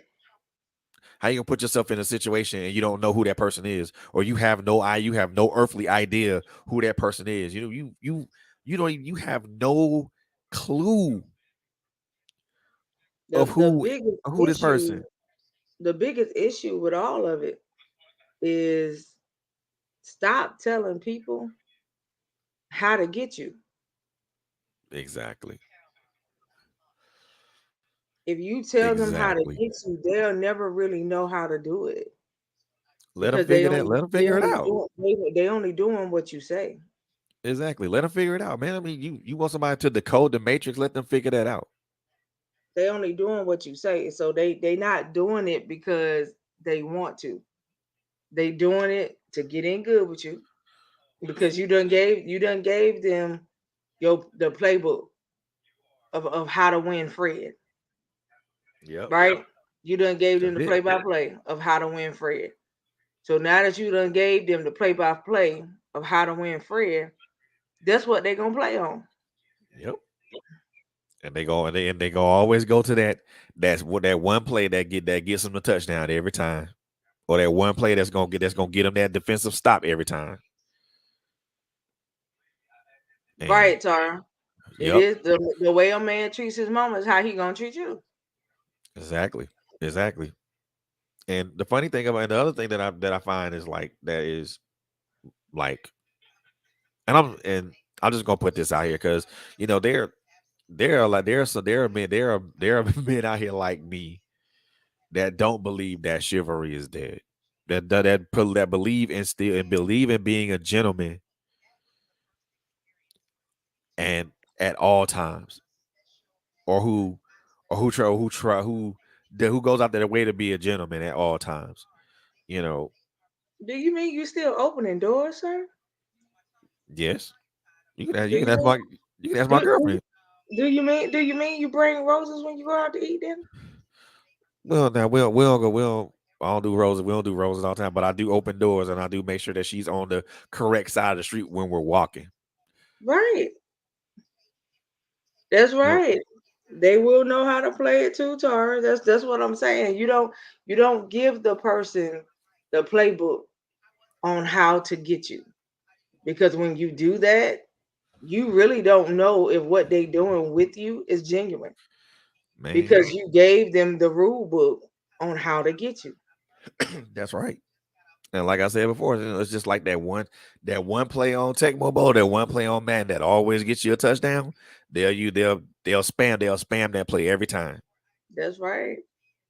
That's right. Yeah, I understand it, Tara. That's what I said.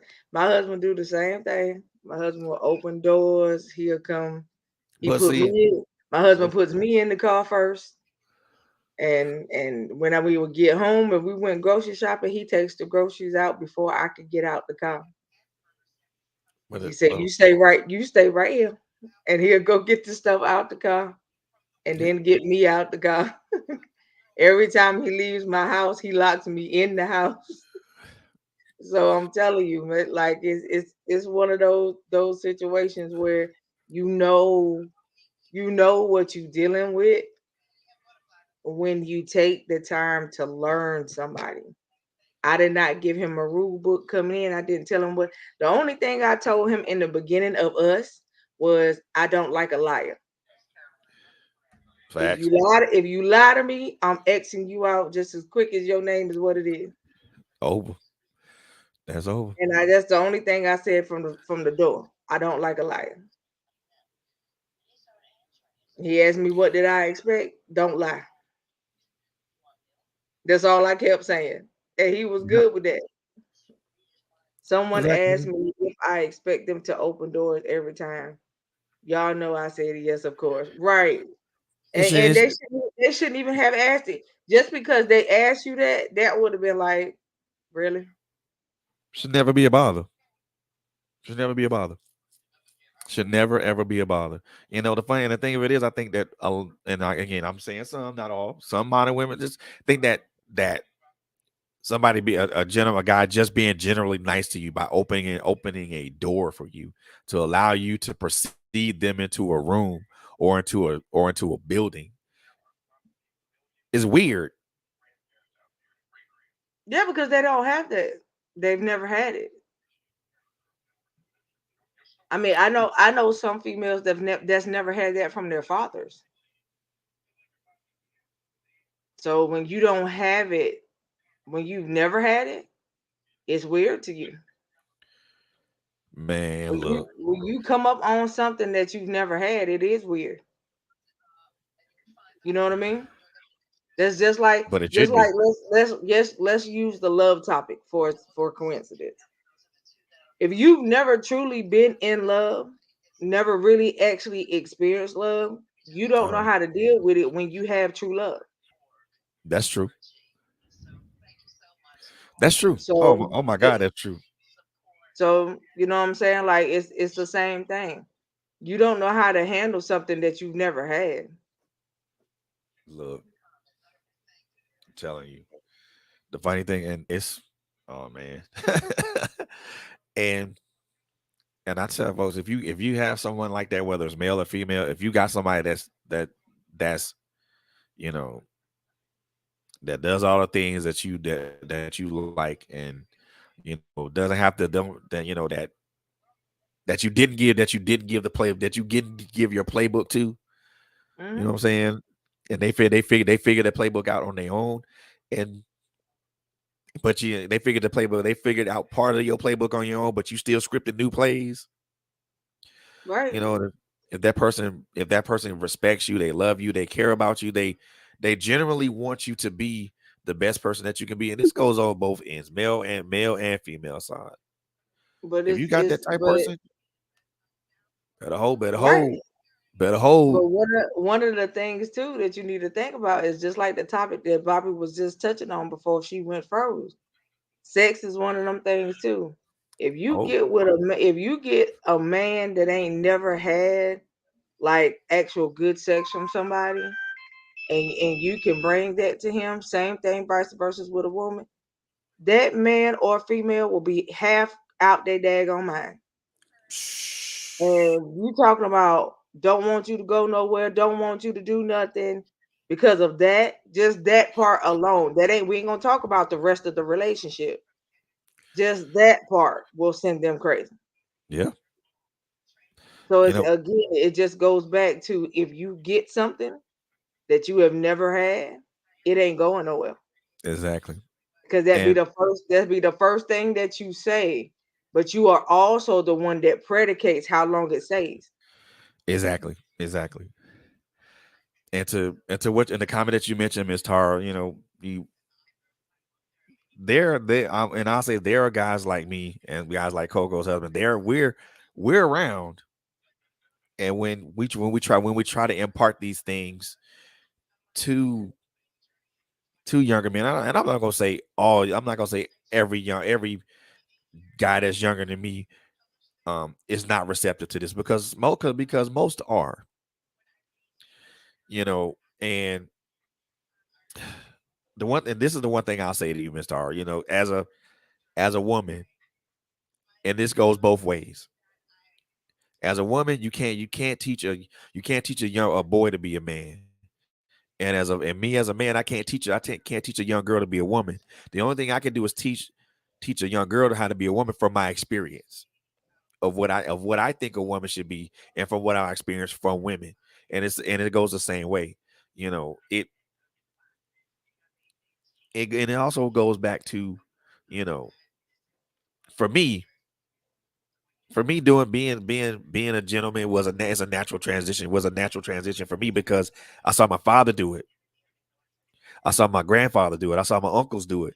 I saw um I saw all the men in my family do these things, you know, and that was something that I naturally emulated and naturally rolled with and wit with, and it wasn't because it seemed like the right thing to do. And in my in, now we're talking about a 13 and 14-year-old mind who's who's picking up on all this stuff and emulating this, you know. In that young mind, it just seemed like it was the right thing to do. As I got older as I got older and started learn myself more, and kept practicing that, and kept doing it. It no longer felt like the right thing to do. It just felt like it felt like it was the right thing to do, and it continues to feel that way. But at this point now, it's just like it's an automatic thing. I do it without thinking about it. You know, but and again, because I've seen the men in my family do it, and they did it consistently, and they continue to do it consistently. You know, and you're right, Mr. R. Some of the older men don't do it either. But again, that is a direct correlation in relation to how they were raised and what they saw. You know what I'm That's right, saying? It's sir.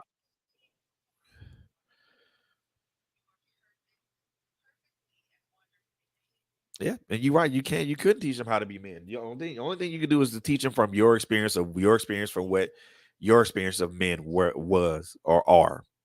You know, we can only teach our kids from the perspective that we know. Everything else is experience. Everything else is experience, and they have to learn to kind of grasp that stuff.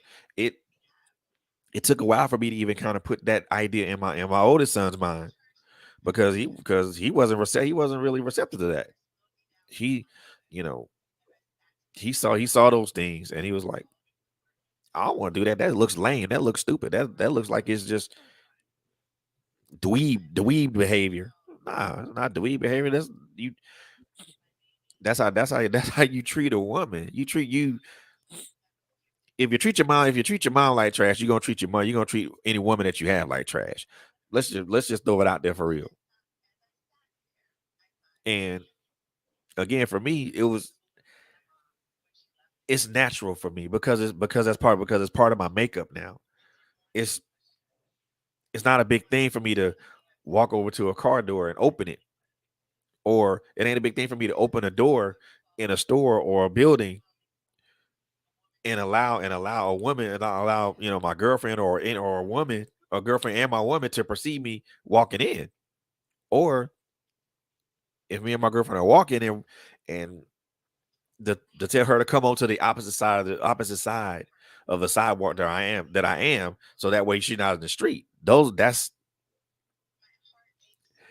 I'll tell you this is a funny story. My girlfriend always just looks at me funny when we're walking, like when we're walking, and I grab her, and I subtly just move her over to the opposite end of the sidewalk where I am, so she's not facing the street, and she just looks at me like, I was like, you know why I did it.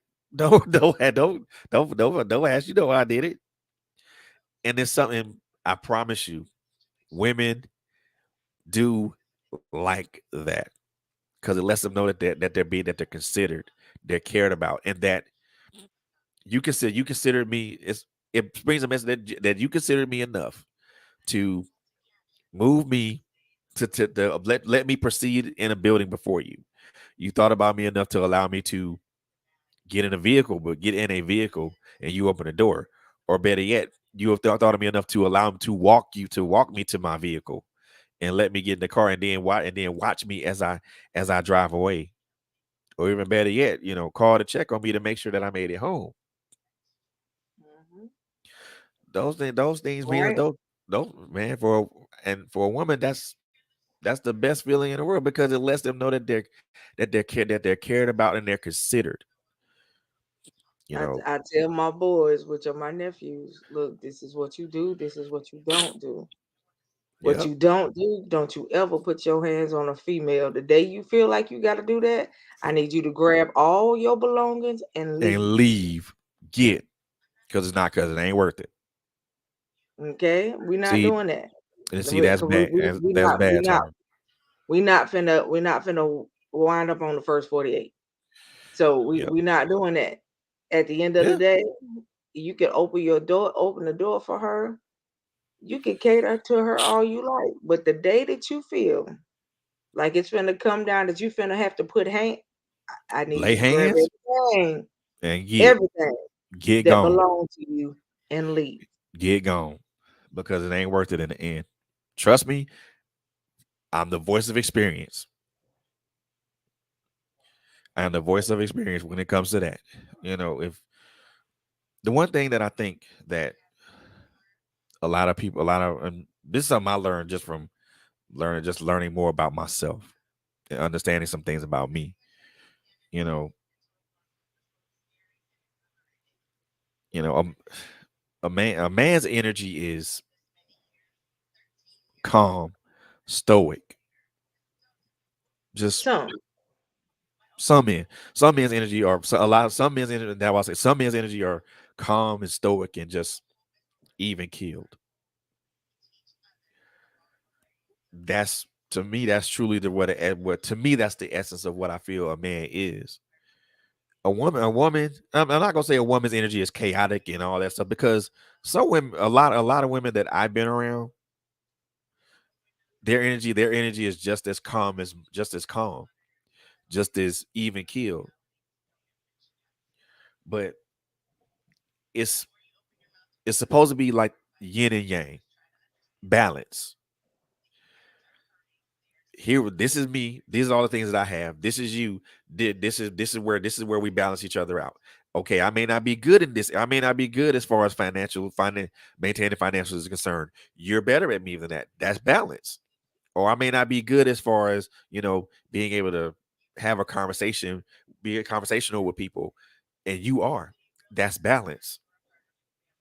And the one thing that I think that we as black men and women are so far gone with is understanding that connections, truly true connections, true connections, truly I won't even say God ordained connections, but I'll say true connections that bring about worthwhile results. Marriage, long-term relationships, kids, a great marriage. True connections, those require balance. You have to have that balance if you want things to be if you want things to be the way that you imagine them to be or that you want them to be.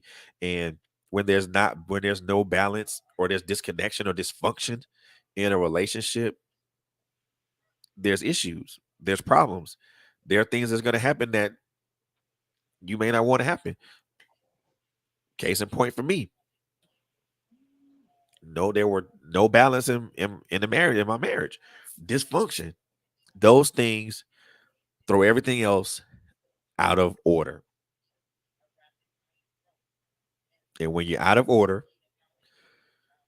things don't work the way they're supposed to work. Things don't, you know, converge and gel the where they're supposed to, because there's dysfunction, there's disconnection, there's imbalance. And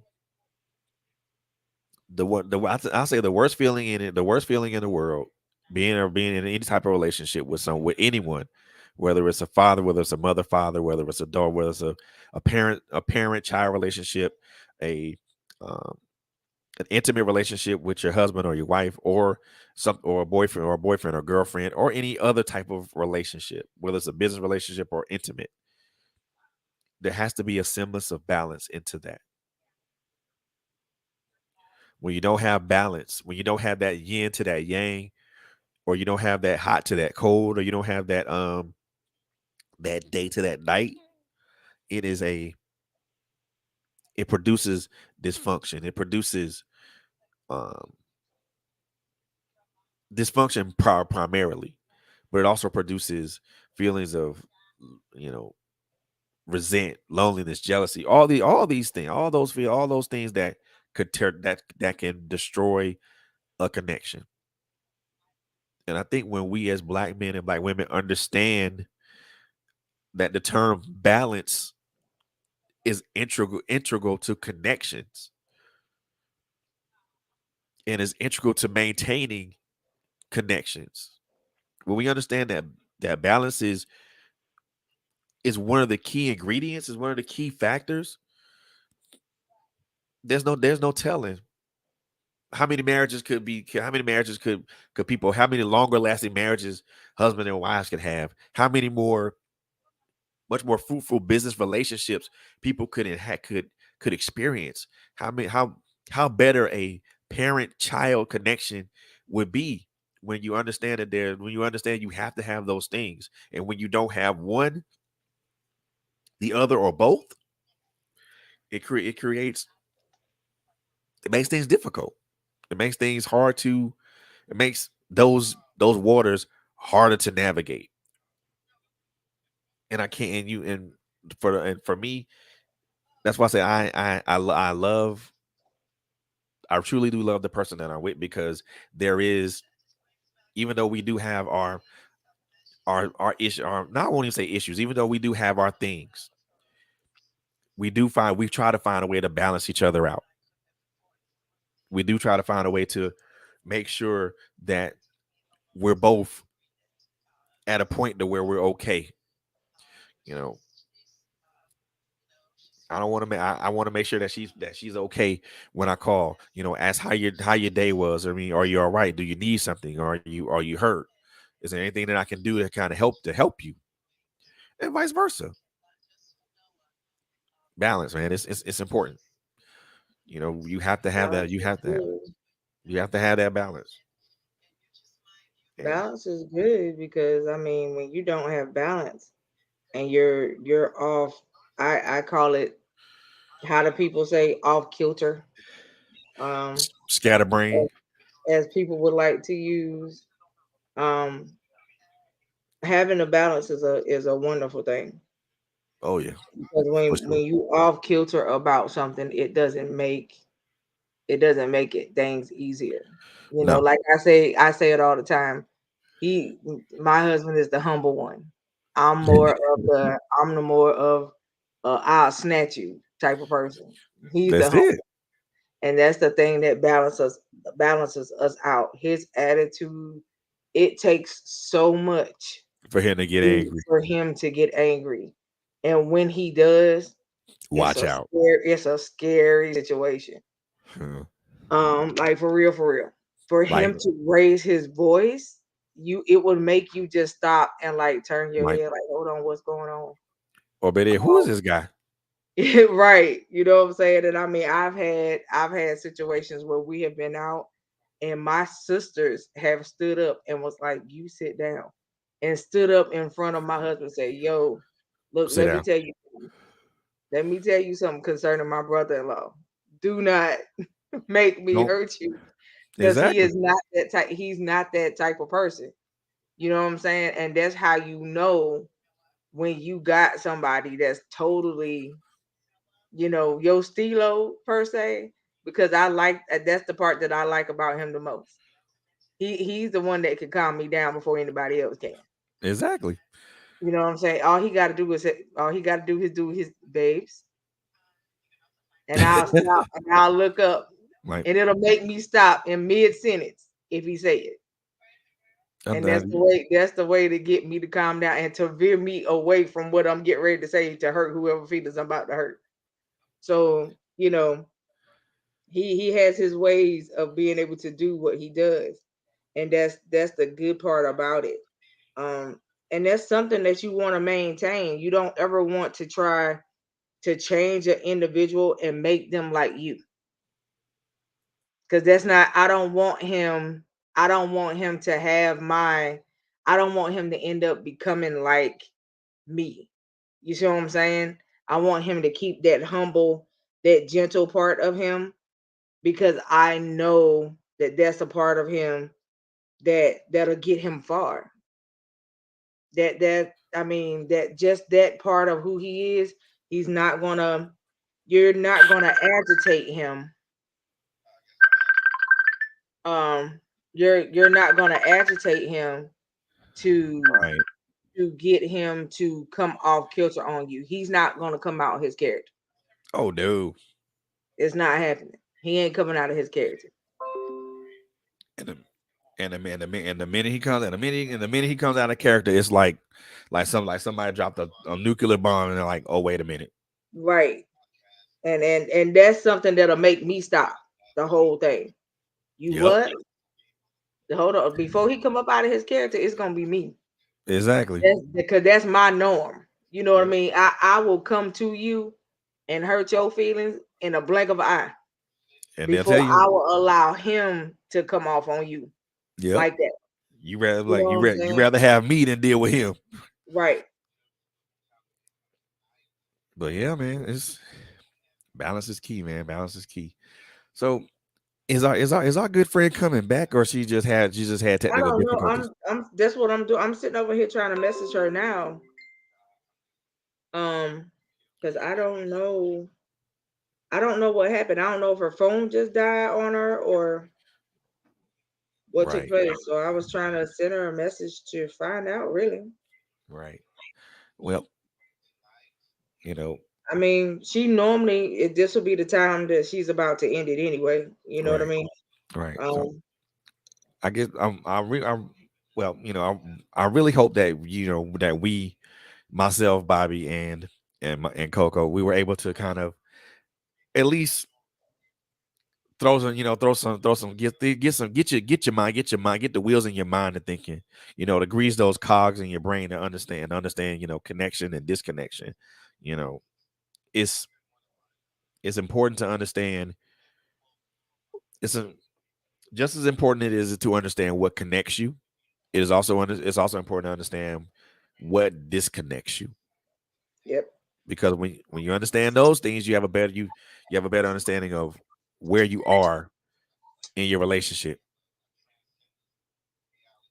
And it the one thing, Bobby said, sex is one of those things that is key and that's important. And when you don't have those things, it makes things kind of difficult, makes things horrible. Um, when you understand that communication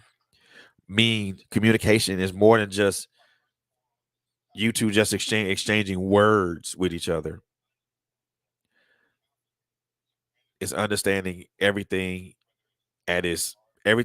about the other person. And just like Coco said, you don't want to give anybody you don't want to give nobody the keys to the castle, or give somebody your playbook, because like I mentioned earlier, the minute you give somebody your playbook, they gonna find that money play, and they gonna spam it. It's real communication starts with understanding each other. It shouldn't come off as disgenuine. It shouldn't come off as um, arrogant or haughty.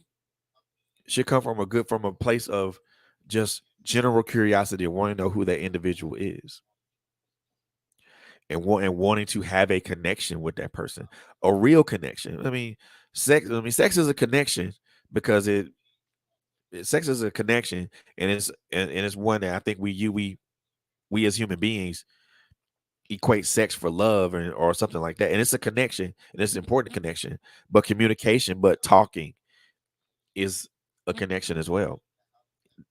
Talking is talking with each other is even a deeper a deeper connection, because now you want to know about this person in their most intimate and the most vulnerable states. You know, connections mean everything. When those connections are severed, when those connections are interrupted, when those connections are disrupted. And I think all of us are adult enough to know what I mean by interrupted, disrupted, and discontinued. When those connections are removed, it creates a rift. It a creates a huge rift that some relationships and some people never can never ever pull back together, or they can never ever put it to the point to where it can be repaired. You know, and again, it falls back to falls back to us as black men and women, because we don't connect. We do not connect with each other. We refuse to try to connect with each other on intimate levels, because we're too busy saying that, um, well, I'm an alpha male and everybody else is a beta male, or I'm a boss chick and everybody else ain't a boss chick, or I'm a bad chick and everybody else ain't a bad chick. And if you want to be with me, then these are requirements that you have to have, and all this other stuff. Okay. It's okay to have requirements. It's okay to have requirements. It's okay to have standards. Cool with that. But outlandish requirements and outlandish standards, yeah, that don't mix. But I hope y'all learned something, or at least got some good information from what we were talking about tonight. Um, I will say this before we shut it down for the evening. Balance is key. When you don't have balance, you literally don't have anything. So with that being said, I want you guys to continue to follow us on social media, our YouTube channel. Please, please make sure you guys subscribe to our YouTube channel. I want to get our subscribers up from where they are, and get them higher. So follow us on our YouTube channel at Trailblazers Radio. Um, Follow us on Facebook at Trailblazers Radio. Follow us on Instagram at Trailblazers Radio. Follow us on Twitter and on LinkedIn at Trailblazers Radio, man. And make sure you following the host. Make sure you following the host, man. Myself, Bobby, Coco, Quint. Make sure you following us on social media. Um, we're Make sure you following us on social media. Make sure that you know that you tap in with us and communicate with us. We got some great things coming down the pike, man. And I want you guys to be a part of that. Um, our 2-year anniversary is coming up in October. Um, October 14th, we celebrate 2 years of being a podcast entity. Um, so we're gonna have a show the proceeding that Thursday on the 13th, and we're asking that anybody who's been a guest on this platform, if you guys want to come on board, just come on in and chat with us for a little bit, even if for like 5 seconds, or maybe like a couple of minutes. Just come on and chat with us, man. We most definitely would appreciate you coming in and celebrating 2 years with us, man. Um, I just personally want to thank all of our guests, um, who have graced this this platform. Um, not only do not I gotta most definitely tip my hat off and give you guys your flowers, because you have blessed us not only with great content, but you also blessed us. You blessed us with the entity of your stories, your books, your businesses, your visions. You bless us with those. You bless us with those things, and there could have been any other place that you guys could have went to do that, but you came to us, and I personally am appreciative of that. So I thank you guys for that. So I thank all of our guests for that.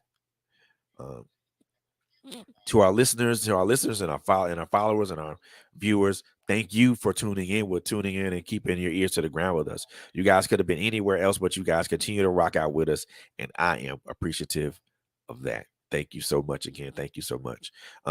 So before we bounce out of here, couple of announcements. One announcement. Make sure you guys. I'm going to be part of the unapologetically free virtual experience. Um, that is going to be September 15th. The tickets are free. I'm actually going to put this in our chat. So if you guys want to get tickets to this, they're right there. So you guys can check that out. It's on Eventbrite. The tickets are free. It starts at 7 p.m. Runs for 2 hours. Um, so it's about 9 a.m. So it's 9 a.m. It starts at 7 p.m. ends at 9 p.m. I'm so sorry. So make sure you guys tap into that. Also join us for our anniversary show. That's going to be on the 13th, which is or 13th of October. And also I have been nominated for um, an award. So that's going to happen in October as well. The award is in Spartanburg, South Carolina. And I want you guys, if you guys are in the Spartanburg area, man, make sure you guys come and tap in and show support. Tickets are supposed to be on sale. I'm gonna get that information soon, hopefully, and I will make sure you guys are on the ground with that, so you guys will know. Um, Second to last announcement is that I am looking for men and women to participate in a project that I have going on called uh, thank you, Tara. I appreciate that. I thank you so much. I am looking for men and women to participate in a project that I'm looking to do within the next maybe 2 to 3 months. The project is called Pieces of a Man, and it's literally a conversation with men and women talking about talking about men. We're talking about we're going to be talking about a lot of good things. Um, and it's not just a conversation for just men. I want And the reason I said I want I'm looking for men and women because I want us to engage. I want us to be able to talk and have a dialogue. I want women to hear what we have to say when it comes to how our mental health, our how we think about ourselves, our identity, how we feel about fatherhood, how we feel about relationships, how we feel about mental health and things of that nature, and how it connects how our godly connection brings all these things to fruition. I want us to engage. So if you're interested in participating in that project, just shoot me an email at trailblazersradio.com. So shoot me an email at trailblazersradio@gmail.com, and I will respond to that. I'm also going to put a post out there for that. So if you guys looking to want to participate, let me know, and we'll make it happen. Um, there's some other things we got going down the pike. I know Coco's a little bit preoccupied with what she's doing. However, we'll make sure that those things are put out, or make sure that those things are made available to you guys as they come up.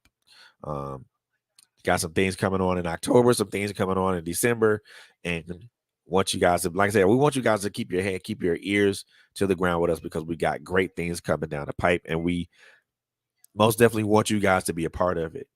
So, with that being said, um, as I always like to end our shows, as I always like to end, at least my show. So I'm actually ending my co-host show, which is kind of a weird thing, but not necessarily. Um, great job for the kudos and big ups to Bobby tonight for first of all a wonderful and engaging conversation and show, a great topic. We as black men and women need to have more conversations like this because it gives us a better understanding of who we are as men and women, but it also draws us closer together as men and women. So as we learn more about each other as Black men and Black women, we understand that, you know, we're able to connect with each other. So as I always like to end my show at least, first and foremost, we love y'all with the love of God, and there ain't a damn thing y'all can do about that.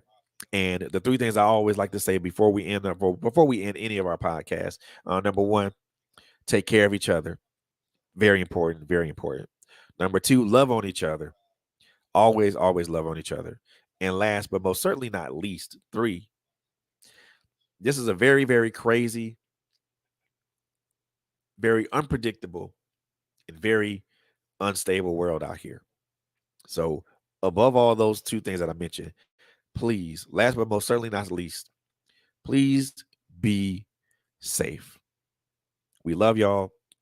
We thank y'all for coming out for. We thank y'all for tuning in tonight. Again, follow us on social media. Follow us on social media. Also, follow us on.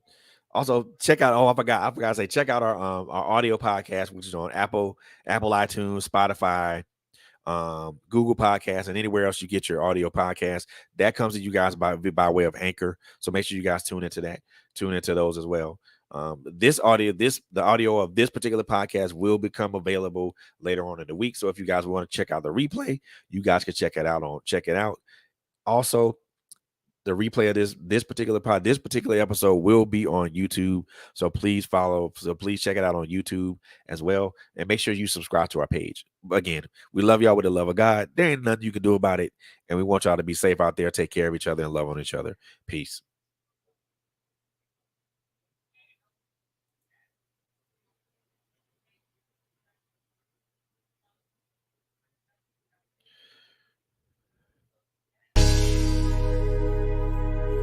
Join Bobby for The Takeover every Tuesday night as she tackles tough subjects with her trademark humor and wit.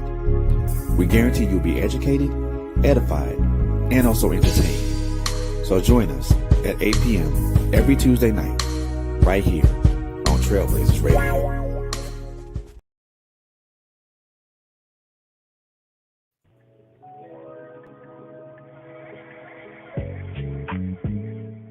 We're living in a different time. Isn't that what the old folks say? Well, I beg to differ, because there really is nothing new under the sun. We used to think that this generation was stronger than that of my parents. But after learning where and whom we come from, I realized that this was a false narrative. They fought, bled, and died for the liberties that we take advantage of today. So I changed my mind. We are our grandparents. We are our parents. This is where the idea for uppity Negro apparel and accessories comes from. We are the uppity Negroes that defied boundaries, broke chains, climbed mountains, and crossed valleys of hatred, bigotry, illiteracy, and oppression. The statement is simple. The cause is never ending. The sound, loud. Say it with me, Kindred. I am that uppity Negro.